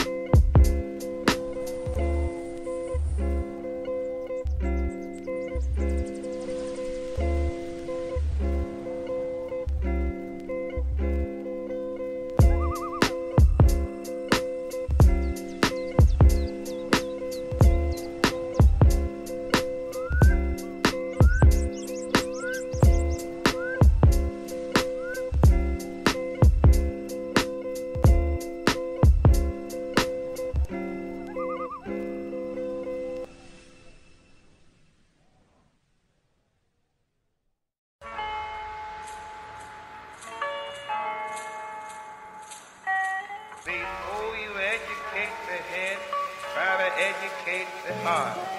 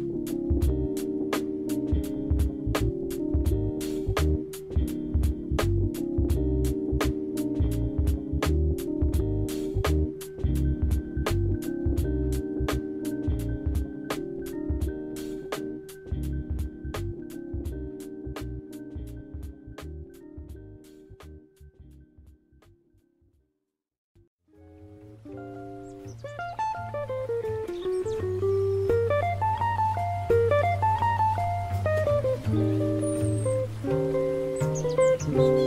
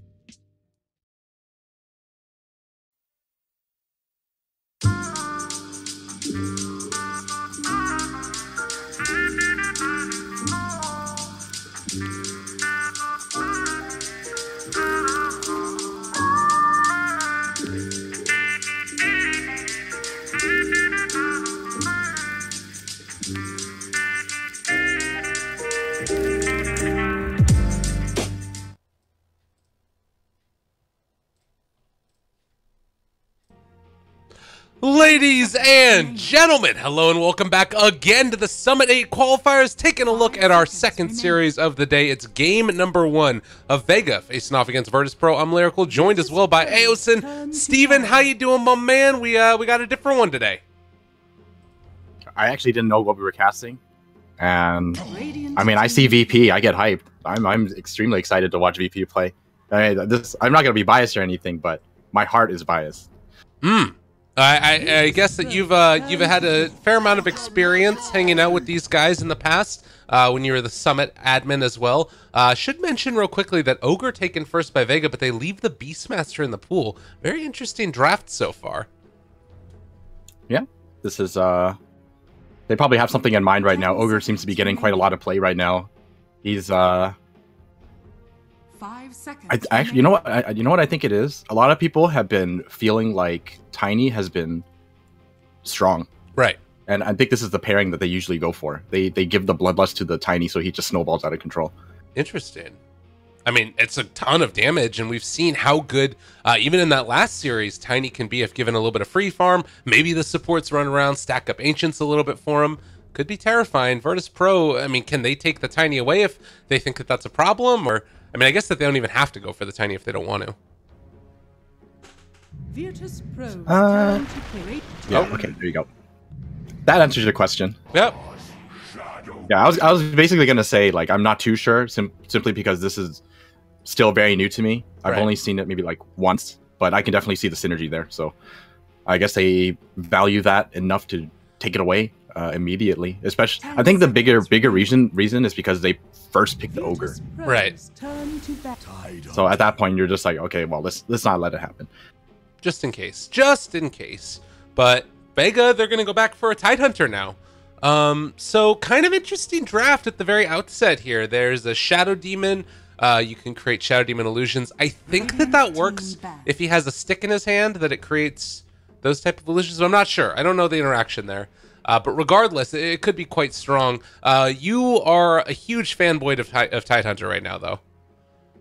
I mean, I'm not a huge fanboy of Tidehunter. I just think it's kind of funny to see how ridiculously tanky he gets if he gets the level 20 and there's not enough burst on the other side. 5 seconds. Yeah, it's hard to take him down. Granted, with the Tiny already there, they have a lot of magical bursts that could cause some issues for the good old Tidehunter. I don't know. Is there anything else? I'm assuming that this is going to be a solo Shadow Demon, so probably not going to see a Disruptor or anything like that. Yeah, I think so. I mean, if the thing is, if you have a Shadow Demon, I think with a little more damage, you definitely can burst down a Tidehunter. You just have to make sure you get the Soul Catcher on him. Okay. Yeah, it's something to watch for. It's kind of crazy how much damage Tiny can do, but if you're mashing the R, you still might get the Ravage off and just like die immediately afterwards. But Rubik also going to be the ban as well as the Ancient Apparition. Beastmaster taken out in the second phase. Not too surprising. I guess the only surprising thing slightly is that VEGA SQUADRON didn't opt to take the Beastmaster for themselves, and it feels like Tide is really integral to their game plan here. 5 seconds remaining. Yeah. It's really nice to play a hero like Tidehunter when you have Ogre on your team. It's one of those like pairings that allows you to delay your Blink Dagger, for example, if you really wanted to. It's just because you can just walk really fast. So you can kind of just zone people out or get in position very quickly, that kind of thing. And he's just overall a very solid team fighter right now. It feels like we're going back to an age also where Ancient stacking is becoming more and more important. I think back to that PA game that we saw a couple of days ago. Tiny obviously capable of doing them now as well with his tree grab ability. And Tidehunter's a great hero at going in and contesting those Ancients. Yeah, definitely. I think the biggest reason why Ancients are getting so much attention again is because the map feels gigantic to me. Farming the jungle feels very inefficient in my opinion. But Ancients, nothing's really changed. So I definitely understand that need to go to the Ancients. Ooh, Earth Spirit. This is a nice little combination here. You got a lane with a Shadow Demon, Earth Spirit, and possibly even Tiny in it. You could get a little disrupted into a roll, throw a tree at a guy. It'd be quite a lot of damage. Yeah, definitely. I think the thing about Tiny too is that you can actually play it in 2 different lanes as well. Right. You can either go mid or you can go in the safe lane. And the cool thing about mid is with the heroes they have right now, they can actually set up disrupt tosses into the tower, and then it's like game over for the other mid, right? Oh god, that sounds awful. I guess, can you consistently get that? Because the Shadow Demon illusions might get tossed as well, right? There's a very specific spawn pattern whenever you disrupt someone. Oh, okay. It's like it's like a triangle. I think we've been through this before. So whatever direction you're facing, you'll always appear on top of the other 2 illusions, I believe. Huh. So you can get it consistently then, if you're like super duper good, which these guys are, of course. VIRTUS.PRO, what a bunch of players. Yeah, I'm interested to see that, if that's something that's going to come out from this. If VEGA Squadron, do you need to take something like a puck then to be survivable in that lane, or how do you deal with that? Probably just have Ogre Magi protect you. Okay. He runs in and messes up the spawn pattern, and it's not going to work. It's not even that. It's like if they try to pull something like that, you can actually do enough damage to potentially make a kill happen in return. If you have a hero like Ogre Magic just beating up a Shadow Demon, for example. Huh. Okay. I guess that's fair too, yeah. 10 seconds. We have the Sand King that's coming out now, so nice wave push, good team fight. There's a ton of team fight on VEGA Squadron right now, and with an Ogre, you know that there's also going to be one of those right-click damage-dealing cores that's dealing a little bit more than it would otherwise with Bloodlust. So, all in all, VEGA Squadron feel like they've got kind of a cool synergy here with their draft. Do you think VIRTUS.PRO need to be scared at all about this? Is there anything that you'd like to see them pick up to deal with them? They need something that can punish melee. That's really what it comes down to right now. Like, they're dealing against 3 melee heroes right now. If you have things that just beat them in terms of range, you're not going to be too afraid of the mid game. Like, all of these heroes have very, very, not like super poor range, but not the greatest of range until they have their blink daggers. So, okay, as long as you can start a fight without them being able to jump on you, that's kind of how you deal with it. 10 seconds remaining. Just doing a quick little change thing there. Wonderful. Yeah, and I guess the other thing is with the Doom now coming out, it's another way to deal with the Tidehunter, right? Like, you Doom him, no chance for a Ravage to come out, or Sand King also could be in trouble. I was kind of wondering if there'd be like a Timbersaw possibility for VIRTUS.PRO, since it's 2 strength heroes and an Ogre. It might not be bad. Yeah, it definitely could work. But yeah, this Doom pick is kind of... This is kind of the reason, in my opinion, why they probably weren't too afraid of the Beastmaster, I feel. Like, if it's... I think Tide is getting a little more popular now, and because of that fact, that since Tidehunter is becoming popular and Beastmaster is also popular, this Doom pick kind of just deals with both. And I think they were ready to pick this hero regardless of whether there was a Tidehunter or a Beastmaster. Okay. That's my guess. Gotcha. Yeah, I mean, if there's a Beastmaster, you just eat the other one. Razor now for VEGA. God, I love this hero. This is like my new jam and jelly. He's amazing. He's actually so annoying to deal with as a melee core. Yeah. Are you a big fan of him? Like, how do you rate his unstable current? Is that like, does it make him a much better hero than he was previously? It's like, it's hard to say. Personally, I like it more just because it makes him more fun to play. He's like a lot more aggressive. Okay. In the past, he was more defensive. Like, you can just build really tankily, and then the old unstable current basically protects you, because every time people try to focus you down, everyone gets unstable. But this new one is like the opposite, right? You have to basically be up in their face and constantly chase them. So it makes Razor a lot more entertaining to play. So I definitely enjoy the change. I don't really know if it's better or not.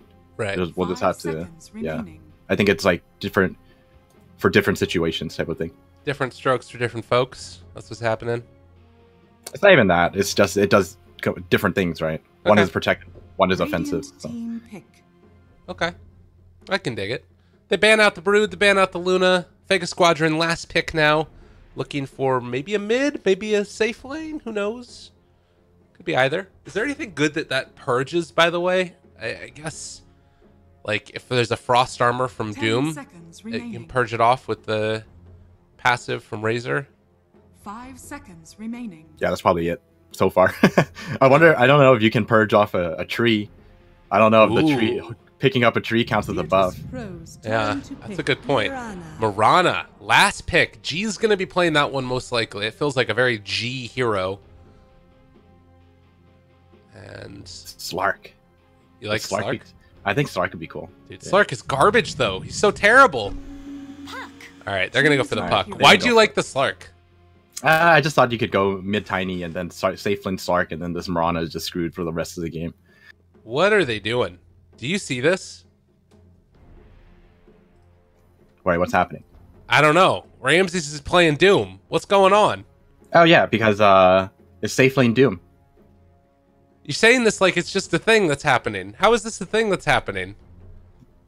I mean, I saw it at TI1, so, 7 years later, I'm sure it's still the norm. I can almost laugh without coughing. Almost. Almost, okay. We're making room. All right, no, there we go. We're switching it up. Now we're back to the norm. So it's still kind of a weird one. Safe lane puck, or at least Ramsey's playing puck. Pasha's going to be the one on the Doom. That makes more sense to me. I wouldn't mind. I actually think it's kind of whatever both ways. Because the thing is, if you look at the draft, like Ramsey is going to have to play a hero that's not your normal one position carry for this game. That's true. But, I mean, the thing is, this kid is really good at Dota. You can play whatever he wants. He's going to do really well on it, in my opinion. He is really very good at Dota. I'm not gonna lie. Every time I see him play, sometimes I feel like it gets to be a little bit too much. And that's kind of, I think, that the MO for VP as a whole is that they swapped, by the way, again. Oh, really? Yeah. So he is going to be playing the Doom. What the hell?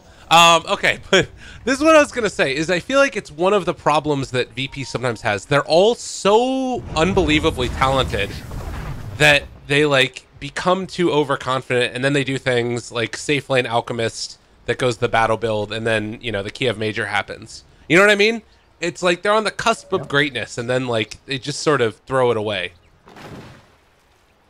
Personally, I think they're still there. They just have to kind of calm down in bigger tournaments. I feel like they're so capable. They definitely do seem to have a lot of pressure put on them whenever a major event happens. So I mean, they won ESL Frankfurt.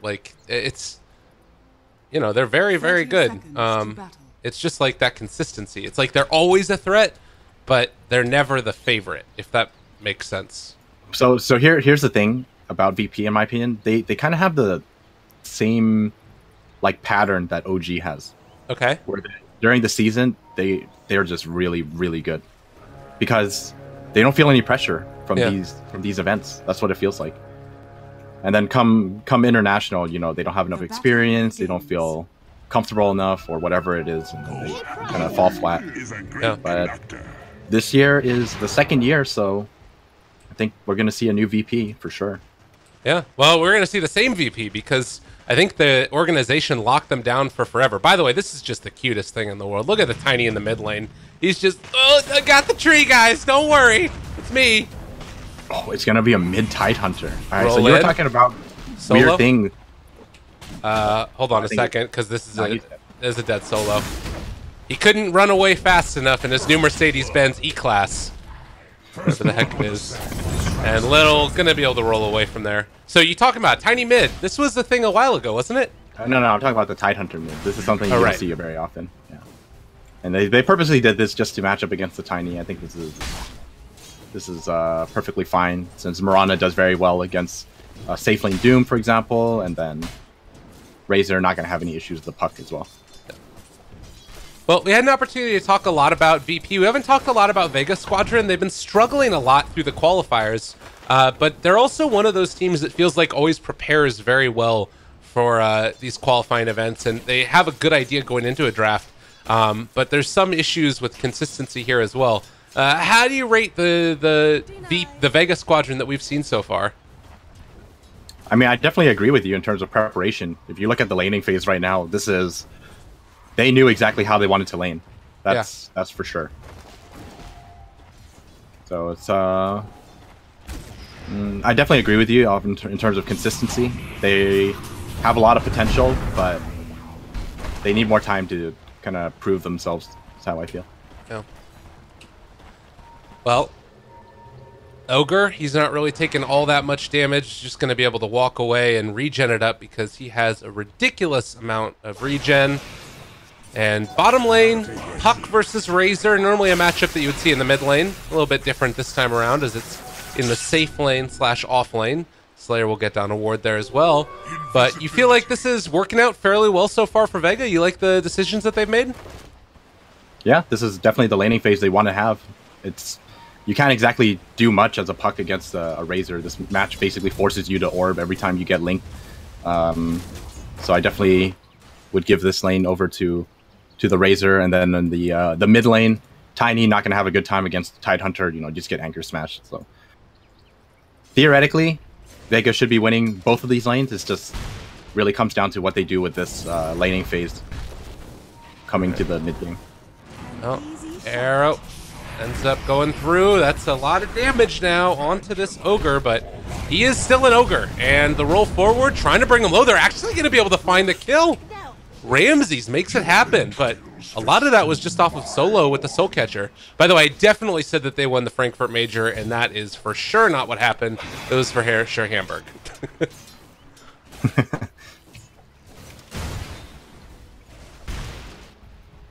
All right.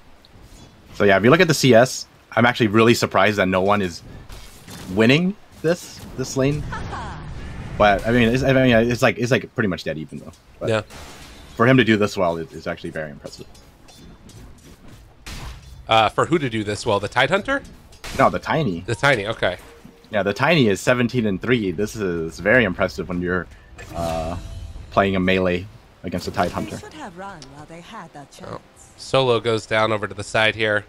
G able to make it happen. Watch for where they go next. So kill potential, probably none bottom or mid, would you say? It's mainly going to be up top? Yeah, it's mostly going to be where the supports go. I don't think there's enough damage on these solo lanes to get kills by themselves, unless someone else comes in. I mean, Shadow Demon's coming in right now, so maybe.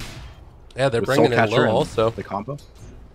Could be quite Keep in strong. mind, Tiny's combo doesn't do much damage, though. Right. They need the full combo. So well, they have it. They were able to catch him there with the Soul Catcher. Afterlife taking a lot of damage, but he has the strongest bow, and the turnaround with the Burrow Strike is there. Slayer making sure his Tiny doesn't go down. Now he can soak up some experience mid. Yeah, this is the little problem I see with this Tiny build. Double leap. Because he has a triple leap, doesn't need it. He's able to find that kill regardless. But yeah, interesting to point out, no one's going to go for the max tree build. This is also new to me. I think we watched... who was it that played Tiny really well the other day? Crystallize just played it a little while ago, and he did the max tree build as well. I think it's maybe a bit of a new revelation.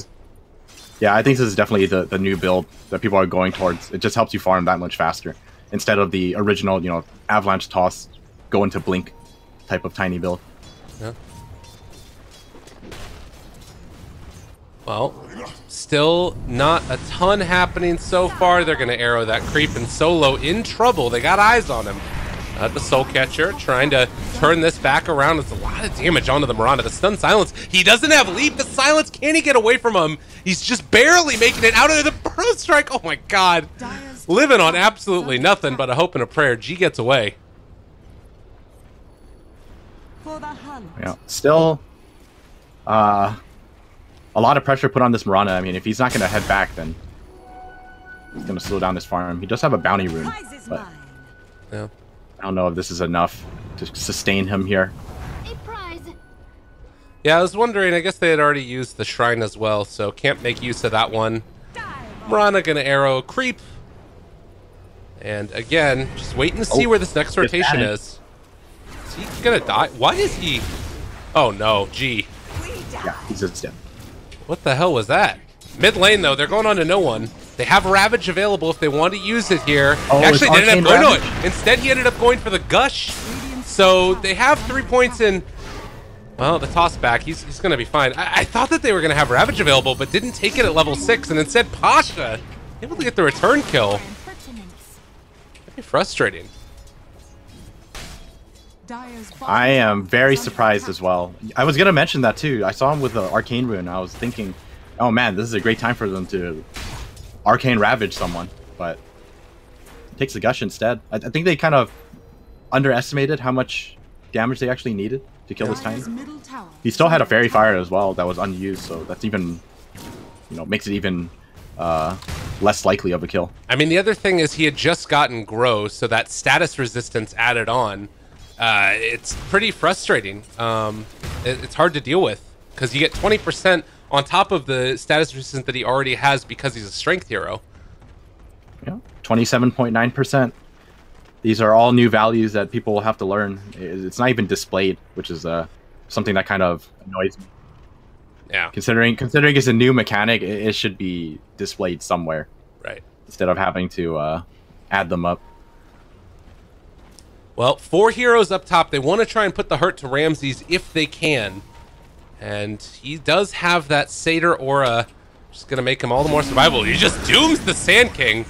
They do have Ravage now if they want to use it, but could be able to find the kill. Sand King needs to get denied. Come back here. Get denied. I want to hit you. Did they get the last hit? Yeah, they got him. All right. Well, it's a way to save Ramses' life because he probably would have died if Sand King Bro struck him. Oh, no one with the Invis rune walking forward, punches G in the face. Avatos, is it enough? G gets away. Tree! Oh, the tree! Oh my god! Look at that damage! I mean, it's like a right click, so yeah, the damage is gonna be good. Well, 8 minutes in, and so far, VEGA SQUADRON, in spite of the couple of kills that have gone against G, they're looking much stronger. You know, you got all of the cores on top of the net worth. Things feeling okay for VEGA. Yeah. Right now, VP are just in this position where they just don't want to give up too much. Like I mentioned, you know, 2 lanes, theoretically, not the greatest for them. The real you, he's living through all of this, steals a ton of damage from Lil, and Ramses, look at the right clicks. He's not able to bring him down as of yet, but they will find the kill onto Lil. And Lil tried to get the kick back to break the tether, but he couldn't connect in time. And now Solo also may be in trouble. Slayer can chase this if they want. The Bro Strike is back off cooldown in 2 seconds. He's chasing, he's finding, and they're killing. VEGA striking back against the big boys VP. Yeah, very nicely done. They got all these kills without needing to commit Ravage as well, so if they want to move around with this Ravage, they can do that as well. Yeah. Just about to be the 10-minute mark. You take a look at the levels, and probably the biggest level 6s will be Magnetize and the Epicenter from the Sand King, for the supports at least. I guess Solos is pretty good too. Something to point out too, though, is how did this Tidehunter get out-leveled so hard? Yeah, I don't know. Oh, Ogre? Still have a coil. I mean, this is an Ogre. Here comes no one. They are dropping down low. The real you. They get the Bloodlust out, though, trying to run away. The orb does connect. He needs to get out of there. Pasha still chasing, but they got to the shrine. That's going to keep him alive, and now VP maybe in a little bit of trouble. The arrow connects. They take him down, and now slowing no one. Can they find the finish? That level 1 gush, they never expect it. Ravage is there as well if they want to use it. The turn is there as no one falls, and Solo soon to die. VEGA 5-man in this early stage of the game, and VP getting wrecked. Think of it as caviar. Well, 3 for nothing. This laning phase needs to be really good for VEGA now. They just need to make sure they keep up this momentum and not let these VP cores basically catch up in terms of farm. Because they definitely have very good pickoff potential, especially with the start that they have going for them. Right. Yeah, once you have a Blink Dagger on the Sand King, I mean, all of these cores are going to be in a lot of trouble, but unfortunately, he's still really far away from it, despite being involved in all of these kills. It is only a 2,000 net worth lead. They're going to banish the Ogre here. The tower is almost dead, but showing the power... Oh, they get the deny. But showing the power of the Ogre in the early stages, he's made a lot happen so far, and Been impressed by Zach's play. Well, if you want to climb an MMR, you can always play Ogre. This is actually a really good ranked support in my opinion. Yeah, you just max out your Bloodlust and you go Bloodlust your cores, and then if you lose the game, you just tell them it's their fault, not yours. You did your job. Yours is a Bloodlust machine. Nice. I like that. That's solid. Nice dodge of the arrow. Might have been the death of Ramses. We haven't really felt the Doom's presence that much. I guess that's because he's going for a Midas first. What does this like position 1 Doom do in your opinion? Is it the same stuff as all the other Dooms? I think the idea here is that he's somewhat like a like an alchemist, where you just play extremely greedily and you're just gonna pull ahead and farm at some point because of the fact that 1, he went for Midas, and 2, he's gonna probably go for the Devour Gold bonus. So just gonna try to hit 15 as fast as possible. Around that 25 to 30 minute mark, you're gonna be close to 6 slotted I think for a Doom. And then you just run over your opponents because you have so many items. For a second there, I thought Afterlife had a point booster, but it's an arcane rune. It's like, oh my god, we're gonna see the Tidehunter Aghanims. No such luck. No, they missed the combination, and well, that's still gonna be G most likely going down. Maybe they can find the deny. They don't get it. Lil is the one that gets the kill, but now Lil is the one that's static linked up, but the real you chases too far. He might end up getting punished. That Drip Coil misses. So Vega end up losing the Mirana, but that was a lot of ultis committed. Unfortunately, Tidehunter's not really in a position where they can take this fight here. That was really unfortunate for Vega. They TP'd out their Tidehunter the moment the fight was starting. If the Tidehunter was there, that was a very different story. Yeah. Yeah, the crazy thing was VP didn't even have vision. It's that they had vision of him TPing, or after he TP'd. Right. That they were able to take that. At least I think so. Unless he TP'd underneath the ward they have in the tier 1 mid. It's a possibility. Solo? You got this ward down. Oh. Stun. I don't know if this is going to end up working. In fact, Solo might just be dead now. Yeah, he's really dead. They're going to try to get more here. Afterlife, gushes one. Can they get their arrow? Not going to connect onto Lil. But they will be able to push this tier 1 tower. The thing is, it's been a lot of group up by Vega, and the experience-wise is starting to tilt a little bit into VP's favor. I mean, net worth-wise, it's the same story. Like you said, a lot of grouping up. So the VP, they're just kind of splitting up the map and just farming. Yeah. They give up kills here and there, but that's Solo for you. Right. As long as he's dying, they're happy. Ravage! Arrow! No one! In trouble! Gonna be punished heavily for this one. The status resistance is not enough, and he goes down. Tried to Shadow Amulet to save his life, but it didn't work. That's a bigger kill.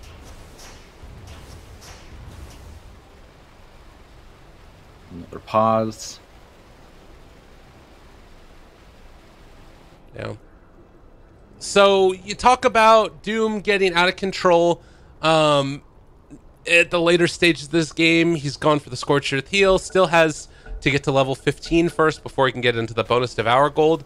Does he go for like initiating items like Shadow Blade, or where do you see him eventually going to? Well, he's got a BKB queued up, so that kind of answers your question there. Yeah, he's going to be running in and... Oh, here we go. They're going to go for this. Not going to connect. That's the end of it. Just got to sandstorm it up. Having a good old time. He also has the Cloak Aura, just kind of a different pickup for a Doom. But I mean, it did get buffed, so... Yeah. Yeah, there's a bit of value, or quite a lot of value in it, in my opinion. His base resistance of 25 goes up to 32%, so everyone gets 7. And theoretically, 35% reduction across the board if you want to add up all of them. Yeah. It's kind of cool. Can dig it. But Vega now going to take another tier 1 tower here while they're trying to secure one in the bottom lane with Ramses. The rest of VP is kind of grouped together mid, still waiting for that Blink Dagger on Puck before they can really take these fights. At that point, do you think that they try and fight against Vega with the blink on Puck, or even then, you're not going for it? I think with how they're playing right now, I don't even think a blink is going to be enough. He's definitely going to be buying a blink, but it's probably less for fighting and more for I'm going to continue pushing. Okay. Yeah, it's going to help him keep these lanes out.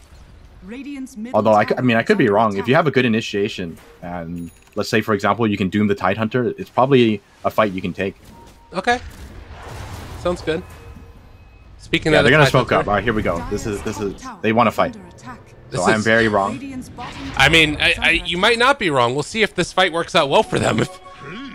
No one's running over, too.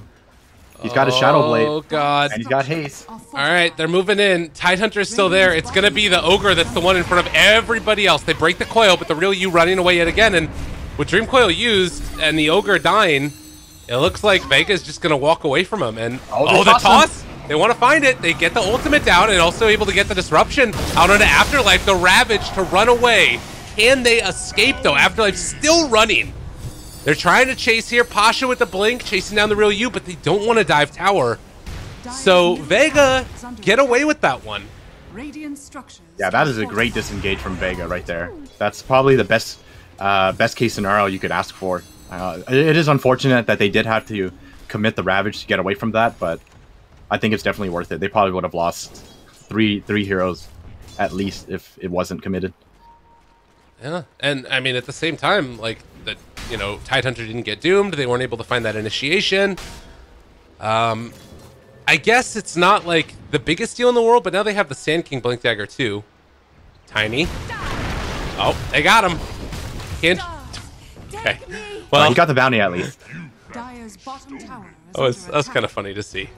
No one will be able to find this DD. We haven't seen that many stacks of the Ancients. There's one right here, which you'll probably take out now. Maybe not. Pushing out the lane first. Okay. Fair enough. God, that attack range is like insane. It's so deceiving. This is further. I think this is it further than Monkey King? I'm not sure.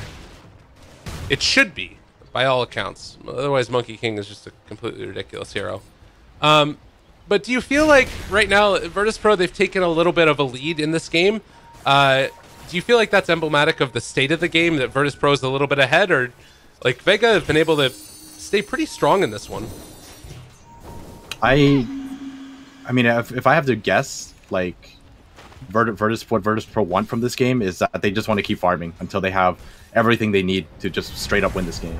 Okay. And if my assumption is correct, then I think this game is definitely going their way, because Vega right now aren't able to put on the pressure that they need to stop them from farming. Like Tidehunter committed his Ravage to running away, right? Yeah. So now that they have to wait until it's back up until they can group up for another objective, for example.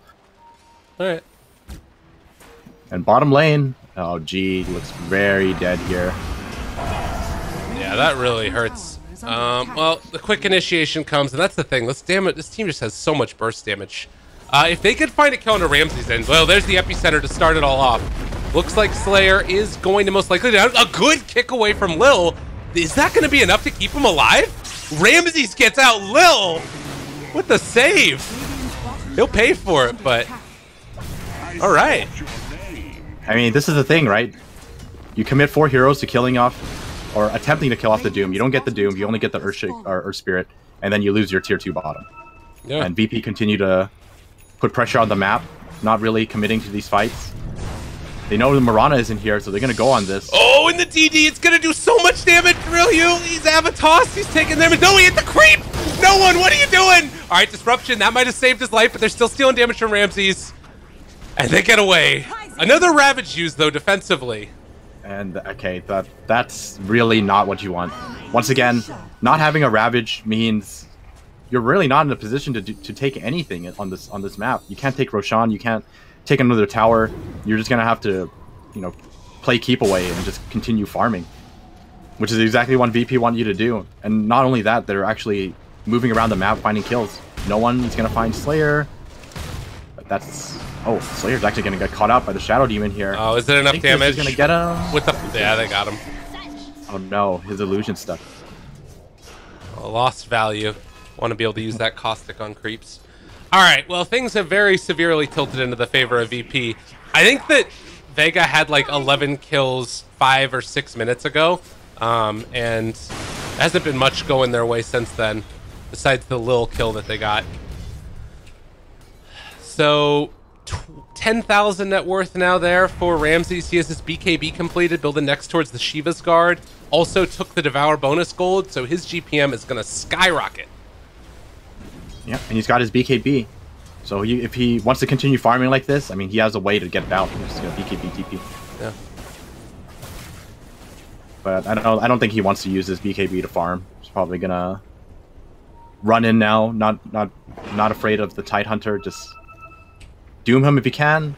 If he can't, doom one of the other cores. It's going to be a fight that they can actually take.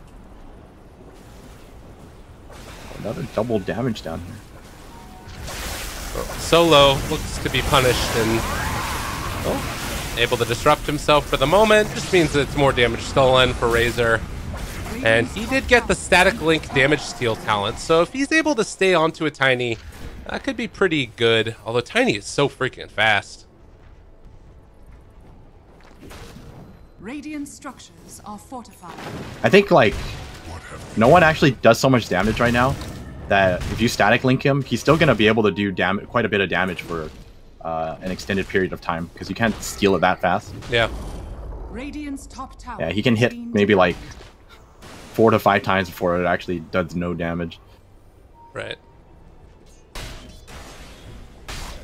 Well, Afterlife, Solar Crest, Hood, trying to get towards a Blink Dagger.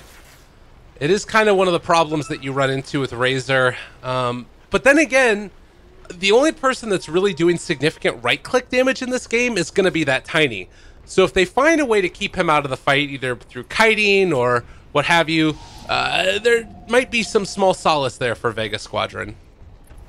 I mean, the big thing is that majority of the damage isn't even right-click to begin with. It's just a ton of magic damage, right? You got the...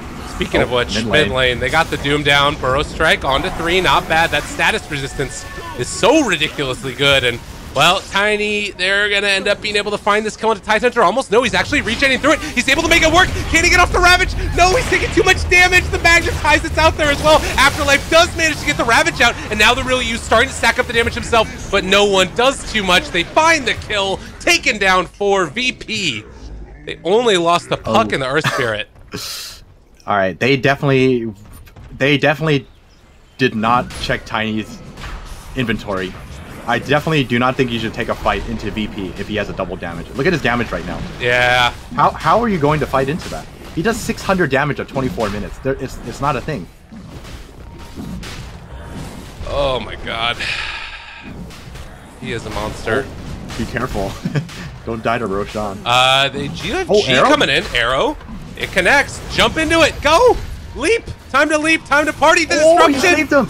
This still might end up being a kill, though. They're trying to run in. Lil, he hits the stun onto 2. The stabbed as well. They're able to take him down. No one hitting him with absolutely no HP. Oh, Marana G. It's rough. That was the sickest team play from VP. Solos, disruption, saving Ramses, and then Lil coming in to save everyone. How does nobody die? They got arrowed in the pit and they had like sub 100 HP on 2 different heroes. Oh. Puck is here now too. They're going back in to finish the job. Burrow Strike. Maybe a chance to kill Pasha. They're chasing. They're looking for the finish and... Oh, he blinks right. Bye. Alright. Tidehunter has a Blink Dagger. They caught the BKB. They're tired of it. They've had enough. They are not killing off Solo. No one. He is going to fall. So that's the Aegis. Good decision here to try and take this fight. But can they take a second round of it? Pasha jumps forward. He didn't get him before, and now you're paying the price. The real you brought down to half HP already, and he's gone. Now the Magnetized laid down onto Afterlife. The stun to follow it. He is in a hell of a lot of trouble. They are going to be able to find the follow-up. They toss in Lil. BKB pop for Ramses. No one. Just beating some ass here as they're trying to blink away, but G is gone, and, well, the Tiny, he is a well and truly giant monster. Another 4 gone. it just feels so impossible to kill anyone on VP right now. Their abilities to save each other is just like it's actually insane. Razor actually has no way of killing anyone in this game.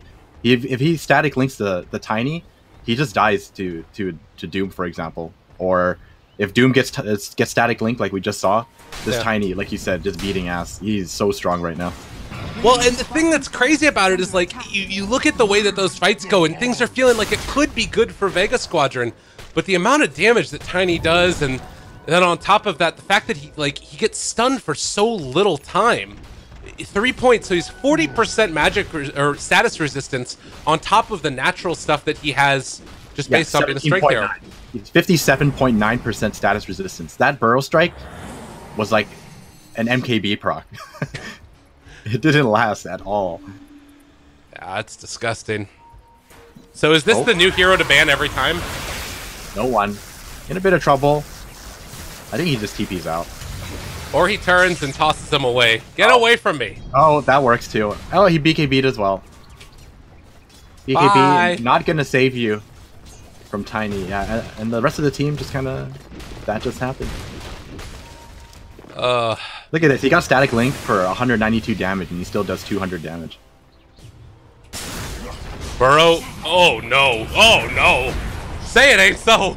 Epicenter usage Slayer's gone. Oh, no. That was really sad. It looked worse than it was. They didn't have vision. Steven. This is rough. Yeah. This is just...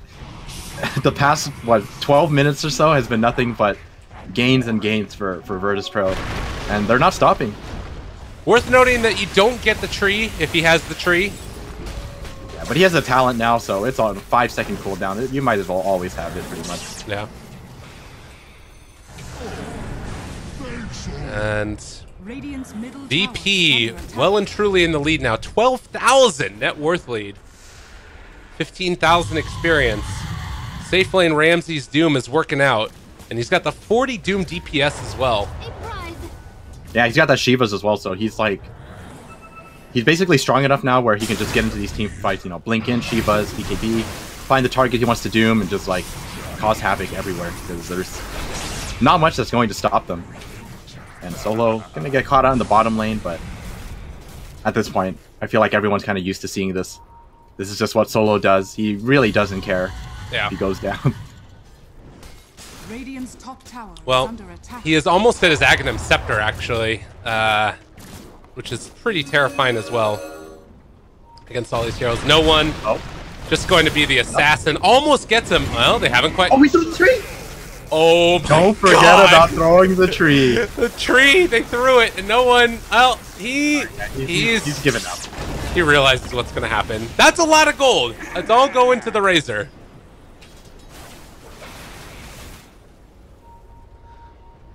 Yeah, I think we're reaching that point where I kind of feel like they're kind of messing around now. Yeah. Do you get that feeling? A little bit. I mean, I've watched these guys play, so I definitely know that they like to mess around a lot. Yeah. By far, one of my favorite teams to watch at some. Oh, the rolling kick forward. They get the silence that follows onto the Sand King. He does get a Burrow Strike, but dies to the coil. As VIRTUS.PRO are going to... Well, they can't really do everything because it's still the Tiny gone for 40 seconds. That was the bait by no one. Yeah. He made Vega think like they couldn't fight because they didn't have the Tiny, but end up losing too. I'm sure Ramsey's feeling good about himself right now with his Midas GPM talent. And, well, it's sort of effective GPM talent. Razor hit 20. He has 10 armor. That's very helpful. He's actually got, like, more than double the armor that Tiny does. Not bad. Tiny doesn't care about armor. Yeah. No, he cares. I mean, he definitely cares about armor. Lil? Can't quite get him there. So if you're Vega right now, how do you try and salvage this game? What's their road back into this one? I mean, you're looking for something along the lines of a huge Ravage as well as an Epicenter, right? That's like your combo. But okay. The thing is, like, no one really went damage. Like, if you look at Afterlife's build, he's got... Oh. Uh-oh. That ain't good. That's really bad. Yeah, they He's second the trees for 30 seconds. They don't care. They're literally not even gonna bother. All right, or do they? I mean, they saw that he was there, right? Like, the whole team is coming down here to protect them. I think that's what's gonna happen. Oh man, this would be great. Dire, they realize that they could be coming now. They're gonna back out. So VIRTUS.PRO not wanting to throw away the lead at this point, but Lil is still down here. Arrow, Lil. They are there, but he's going to get the rollout. Man, that is so frustrating. And now the rest of VP is coming in. Did you find the Ogre right at the start, breaking him already? The Doom is down onto Razor. Can they turn this? I don't think so. They have Epicenter, they have Ravage, but they can't do it. And VP take down 2. Oh, Vega? I mean, is Slayer going to get it? Yeah, hey! All right, they got something out of it. Slayer. He's going to cut the creep wave. The nice side of Sand King. Oh, but mid lane. No one. Is he going to be able to get this kill? He walked into Anchor Smash. Yeah. I don't think he's going to be able to do it. Well, it's looking like he's getting close. Solar Crest? Oh, all right. Well, yeah, with Pasha here, he's gone. All right. Well, their biggest team fight, dead for 1 minute. No buyback. I'm pretty certain this is going to be 2 lanes of Rax at least. No, they're hitting pretty dang hard. No one, like you said, that tree grab cooldown just so hard to deal with.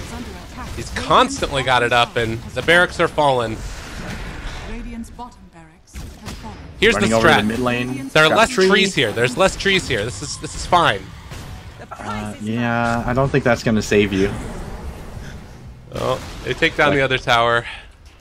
Oh, all right. Where's this tree? Look, you can't find one. You're right. Yeah, I told you, man. Just kidding. All right, there you go. Oh, the fake back? Oh, here we go. The fake back. They want to go. Real you. Oh, toss him out? Can you toss him out? 1 hit. 2 hit. He's starting to fall. They have the break as well. He's taking a ton of damage because that's an Aghanim's. No, it's not an Aghanim Scepter. Excuse me. Oh, he was broken by Silver Edge. But Vega, they hold on there. They don't end up losing anybody of significance. Oh, they catch out no one. Okay. But he's a big really bad man. They blow them all up. Don't even get a Ravage off. Don't get anything off. G is trying to get away from him. Desperately, the Burrow Strike away by Slayer as well. Lil, they toss him into the fountain. Ramses. Oh, man. Did you see that? No one's level 25 right now, so he had 3 toss charges. Everyone was in the air. This is a lot of fun to watch. This new Tiny is actually hilarious. God, the tosses come back so quickly. They come back so fast. 3 charges. Alright, he's going to start tossing people everywhere. Yeah, if you have Blink Dagger, this is how you can grief people in games.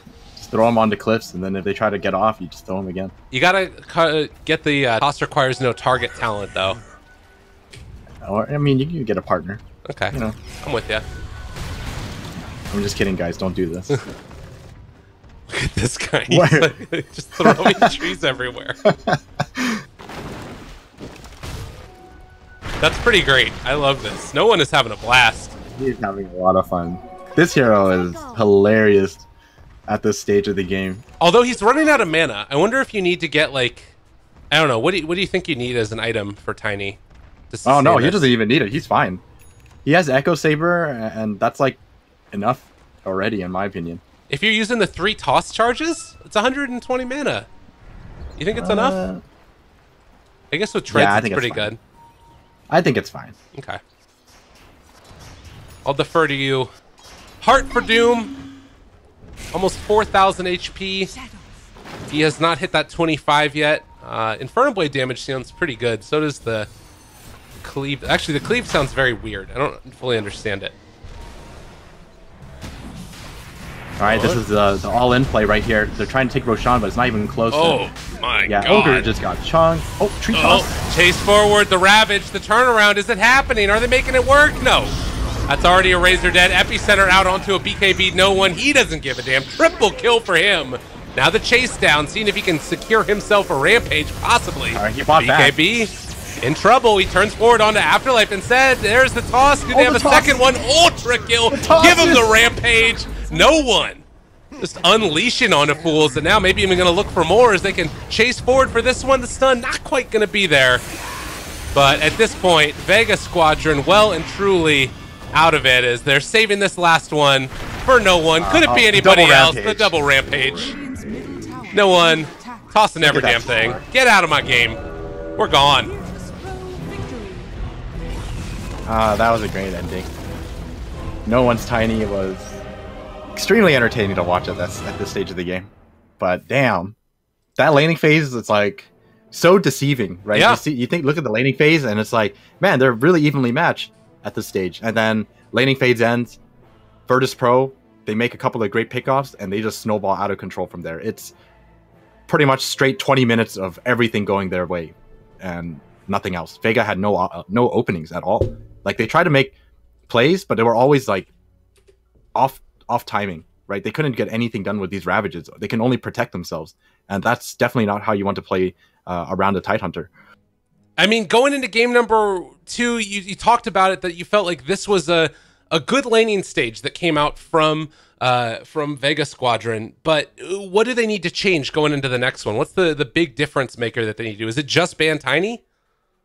I'm pretty sure you start by banning Tiny or picking it for yourself. I think like VIRTUS.PRO just kind of showed they know how to run this hero. This hero was so effective this game. No one just dominated this game. I mean, he did 123, I think, damage less than the next two combined for no one. He did 43,000 damage. No one even came. He did more than his entire team combined. Yeah, so it's pretty insane. We'll see if that gets banned out in the first phase next game. If not, you know, who knows? Maybe VEGA Squadron will have first pick. But that's gonna do it for game number 1. Thank you so much for tuning in, everybody. But stick around, because VEGA versus VP, this best of 3, is going to continue right after the break. See you guys in a few for game number 2.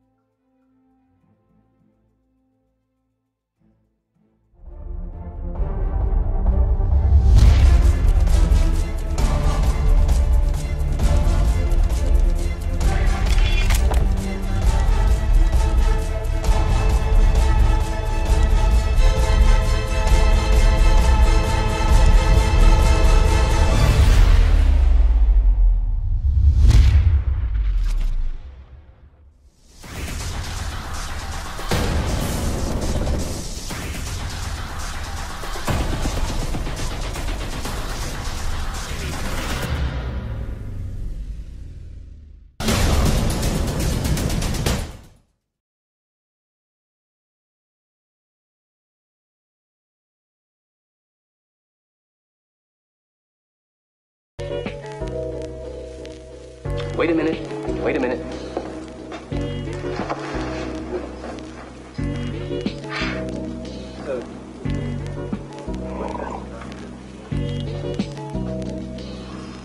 You know, this is, excuse me, a damn fine cup of coffee.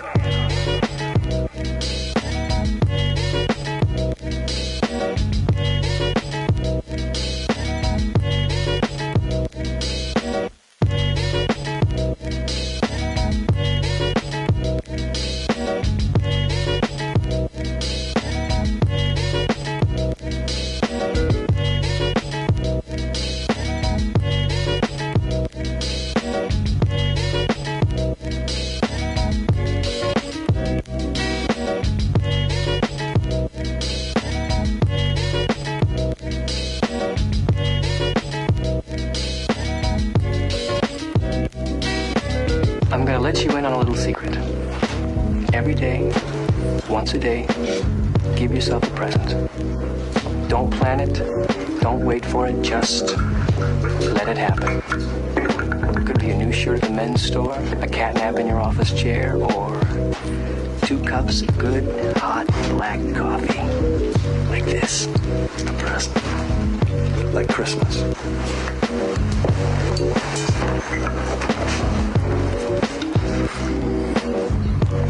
Oh, man, that is the spot.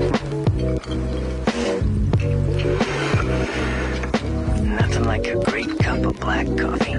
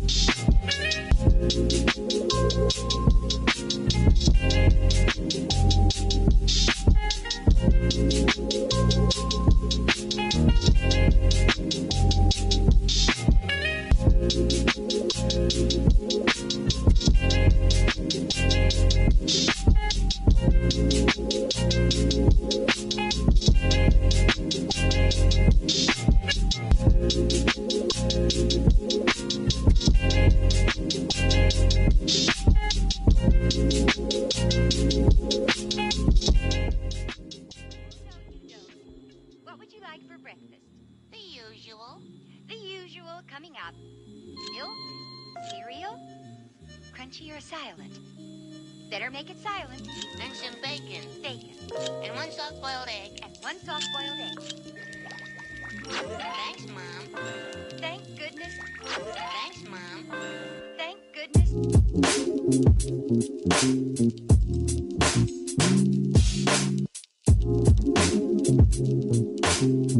Thank goodness. Thank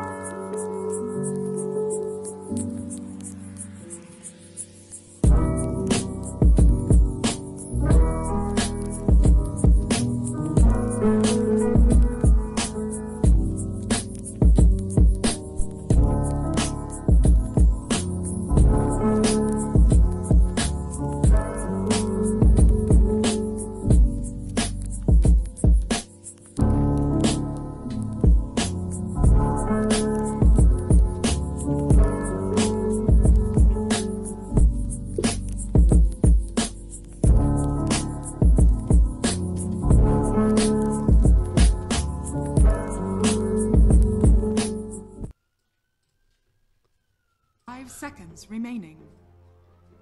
Ladies and gentlemen, hello and welcome back again. We're here taking a look at game number 2. It's going to be Virtus.Pro versus VEGA Squadron. I'm Lyrical, joined by the main man himself, Mr. Aosin Dota. And Aosin, we have, in the middle of this one, it's a tiny ban. What do you know? Yeah, but it wasn't even from VP. Yeah. But VP do have first pick this time around, so probably a little different. They probably don't want to first pick a tiny, and then see it taken up in the second or right after they make their first pick. So just a small adjustment coming out. Yeah, and instead for the first pick, they're going to take the Bane, another one of those heroes that has, I feel like, turned a lot of heads. It did right at the start of the patch with the enfeeble damage talent and everything else. It got a little bit of a nerf in the last one, and now we're still seeing this as, like, to me, one of the top tier picks of the patch. 10 seconds remaining. Oh yeah, definitely. Like, even though the talents got mixed around, right? 5 In terms of supporting as a Bane, nothing's really changed. So probably one of the reasons why people still like picking Bane, just because of his utility and effectiveness in the mid game, just setting up kills and being obnoxious as hell. Yeah. And the other thing is the enfeeble against, like, single core lineups. I feel like I've seen it so many times now where you enfeeble a Sven or enfeeble sometimes even a Tiny, and they aren't able to deal the damage that they would normally be able to because it's undispellable, it lasts forever, and it's a ridiculous amount of damage loss. So I don't know how you deal with that exactly. If you, like, go dual like right-click damage dealing cores, or if you go like a drow strat, is there anything that you, what do you think about that? Does it even matter? I don't think it really matters. Okay. If you put it that way, I mean, no matter what, you have to have, almost always have to have at least someone who can right-click, right? Yeah. To some extent. So you can't really stop it. You just, I mean, if you want to deal with it, just kill him off before he enfeebles you, I guess. Right. Or hide yourself until your team is able to pick him off, if you really are that afraid of enfeeble. But for the most part, if he's able to find you, I mean, you're going to have to deal with enfeeble. All right. Well, okay. Ogre, Rubik, VEGA Squadron running it back. Rubik, Ogre. It's actually a lot better now. I think in the past, these two supports together are probably not all that effective. But now that they're together, I think you can actually do some decent damage with offensive null field and just ignite, for example. Yeah, we saw that wonderful game the other day. Where Bambo comboed together with Milan from Hellraisers. They took down an anti-mage very rapidly because Rubik stole Nether Toxin from Viper, so they broke the anti-mage and his 80% magical resistance that all came from Spell Shield. And then the offensive null field meant that he had negative 14 magic resistance, and then there was a Refresher Shard or a Shaker combo, and it was glorious. Yeah, that was quite a sight to see. Not going to happen this game. I'm going to assume that most likely won't be seeing a Viper. I feel like Rubik is actually the counter to Viper because of how easy it is to steal Nether Toxin. Yeah. VIRTUS.PRO's turn. And then you just disable his own Nether skin, and then it makes it a lot easier to deal with Viper. It's kind of crazy how effective it was in that game, and I think that the other one that's kind of interesting here is Virtus.Pro picking an Omni Knight into a Rubik. Another one of those heroes that Rubik just loves to go against. 5 seconds remaining. Definitely agree with that. One way to deal with it, though, is if you have a hero that has extremely high mobility, you can just kill off a Rubik before he's even able to do anything in a team fight. So we might, keep an eye out for heroes like Storm, for example. Really, really effective against a hero like Rubik because you're usually in a position where you can just kill him in one pull. And Storm has been one of those heroes that's been another top tier pick in the patch. I think that a couple of those games where Kaya was shown off just how strong it could be, people realizing, yeah, that guy's pretty good. I feel like Kaya might actually get nerfed just because of Storm Spirit. Really? Yeah, that's my guess. I've seen it a couple of times on a few other heroes, and it never quite feels as strong. Omni Knight, actually, I've seen him build it a few times, which I thought was kind of cool. Yeah, I can see it being pretty decent for Omni Knight. Another hero that has makes very, very good use of it is Tinker. Tinker and Storm both get a lot out of it. Seems good. Well, they ban out the Spirit Breaker. Another one of those heroes that's good at shutting down the distance between him and a Rubik. Earth Spirit also going to be banned out. What do you think about the Omni Knight taken this early in the draft? Do you think it's at all a worry that they're going to have time to pick against it? Or do you think that, like, what's the downside of taking an Omni this early? I feel like that's kind of the strength of Omni this patch. It's that there really is not much you can deal or do about it because of the changes to Dispel. Like, now that Diffusal Blade is out of the picture in terms of being able to remove Guardian Angel, you're limited to Necro Book 3 and a Nullifier. And it's just so difficult for so many heroes to go for items like that. So Omni Knight just pretty much gets full value for almost the entirety of the game. Yeah, I wouldn't mind seeing like a... I mean, that's the thing that's unfortunate is Brewmaster already banned out because Dispel Magic always felt like it was such a good answer to Omni Knight. But Brew, very much gone, and they're going to be taking the Centaur. So an Afterlife Centaur most likely. Do you like this hero this patch? I'm not sold. I think the hero's fine. But I also agree with you that I'm not the biggest fan of it simply because it's nothing flashy. It's not like it's just overall an average hero. You know, it has a great disable. It has a great ultimate that helps you kind of like run at people or disengage, for example. So he has his utility, but he doesn't like. He's not like a Tide Hunter, right? Where you just have this game-changing ultimate. Yeah. Well, and the other problem that you sometimes run into with the Centaur is, one, his laning stage being really rough, and two, that if he doesn't get into that blink dagger at a decent timing, then you don't really have the greatest initiation. And a Night Stalker is great at being able to punish both of that. Having a rough laning stage means that Night Stalker can maybe find kills, and I don't know. I feel like this Night Stalker pick is going to be a little bit tough for Vega to deal with. Yeah, I think they're trying to make it so that this Rubik is not gonna... I mean, it's not just a Rubik. It's like the Centaur needs to blink and hoof stomp in order to initiate.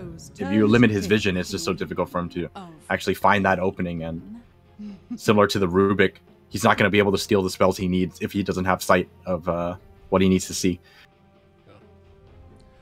All right. Well, Queen of Pain for Vega. This is a G classic. I feel like I've seen him play this hero more than any other hero in the game. 5 seconds. That's actually true, huh? Yeah, man. It's all over it. But will it end up being the right pick this time? He doesn't know who he's going against either. Is there anybody that just like destroys Queen of Pain in the mid lane? Dragon Knight. Well, it's I don't think it's Dragon Knight, but I mean, he's good against her, but it doesn't destroy her. You know, if you want to destroy her, you go for something like I think Puck is really good. Yeah. Silencer is really good. 10 seconds. So do you think this is going to be a dual lane of Omni Knight Night Stalker together? 5 seconds remaining. Omni Knight Night Stalker together? Yeah, I think I can definitely see that working out. They'll have to pick a safe laner for Ramses that doesn't need much help. What do you mean? They got Bane already. I think the Bane's going to sit mid. I was saying that's his type of hero. Is Ramses going to play Bane? It's a joke. It's a terrible joke. Well. Oh, okay. Luna's the hero. Thank you for saving me there. I appreciate it. I wasn't sure where you were going. It's hard for me to laugh right now. Every time I try and laugh, I just start coughing terribly. So, Luna, though, is the pick. A push strat if I've ever saw it. And with a repelled up Luna just hitting towers could be tough for Vega. And they do have some decent outpush. Last pick, who is it? Oh, the Morphling. I think they've actually played this recently, right? Yeah, I believe they have as well. Aloha Dance. Well, the new Morphling, is it as strong as the new Tiny? Do you think this is the pick that they need to take this game? I mean, at least I've had a chance to see the Tiny. I think I've only seen Morphling in one game, and he felt like he was being played much like the old Morphling. I think there's a lot of benefit in having the Morph cost nothing now, though. Right. It makes it a lot easier for carry Morphlings to basically stay alive. As far as his new ultimate, I haven't really seen how people are using it. and I'm trying to see how they would use it in this game. Your best bet maybe copying a Luna. You can get in to get the aura, push towers, for example, or steal Omni Knight, repel yourself, heal yourself, and then morph back. I don't know. There you go. That'd be kind of cool. Well, it's going to be an interesting one. VIRTUS.PRO versus VEGA SQUADRON. Last game, VEGA SQUADRON was able to come out to an early lead off the back of some Ogre Magi rotations and just strong lading overall. This game, we'll see if they can make it happen. Of course, VEGA SQUADRON did lose the last game. God, the particle effects. This axe, every time I see it from Afterlife, it's just... It looks terrifying. That thing is insane. Yeah.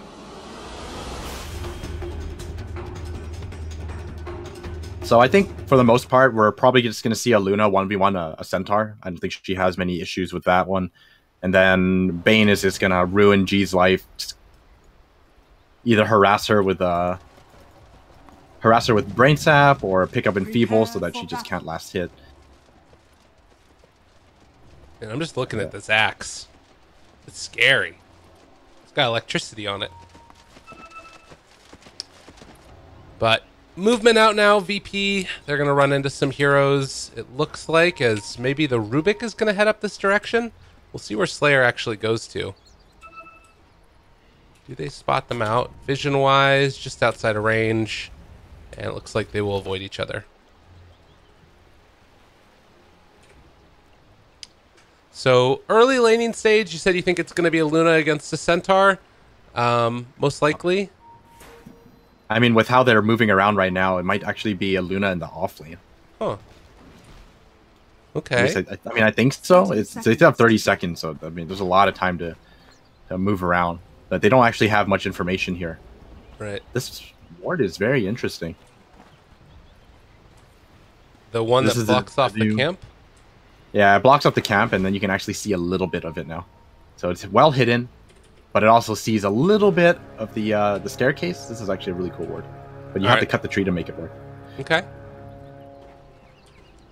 The battle begins. Gonna be able to push back the Bane for now. And it looks like Morphling is going to TP up to the top lane, where he is going to run into an Omni Knight. So they're switching it back up. Luna immediately going to TP top now, so musical lanes will continue. Yeah, that is a cool ward, though. Got a little bit of extra vision there.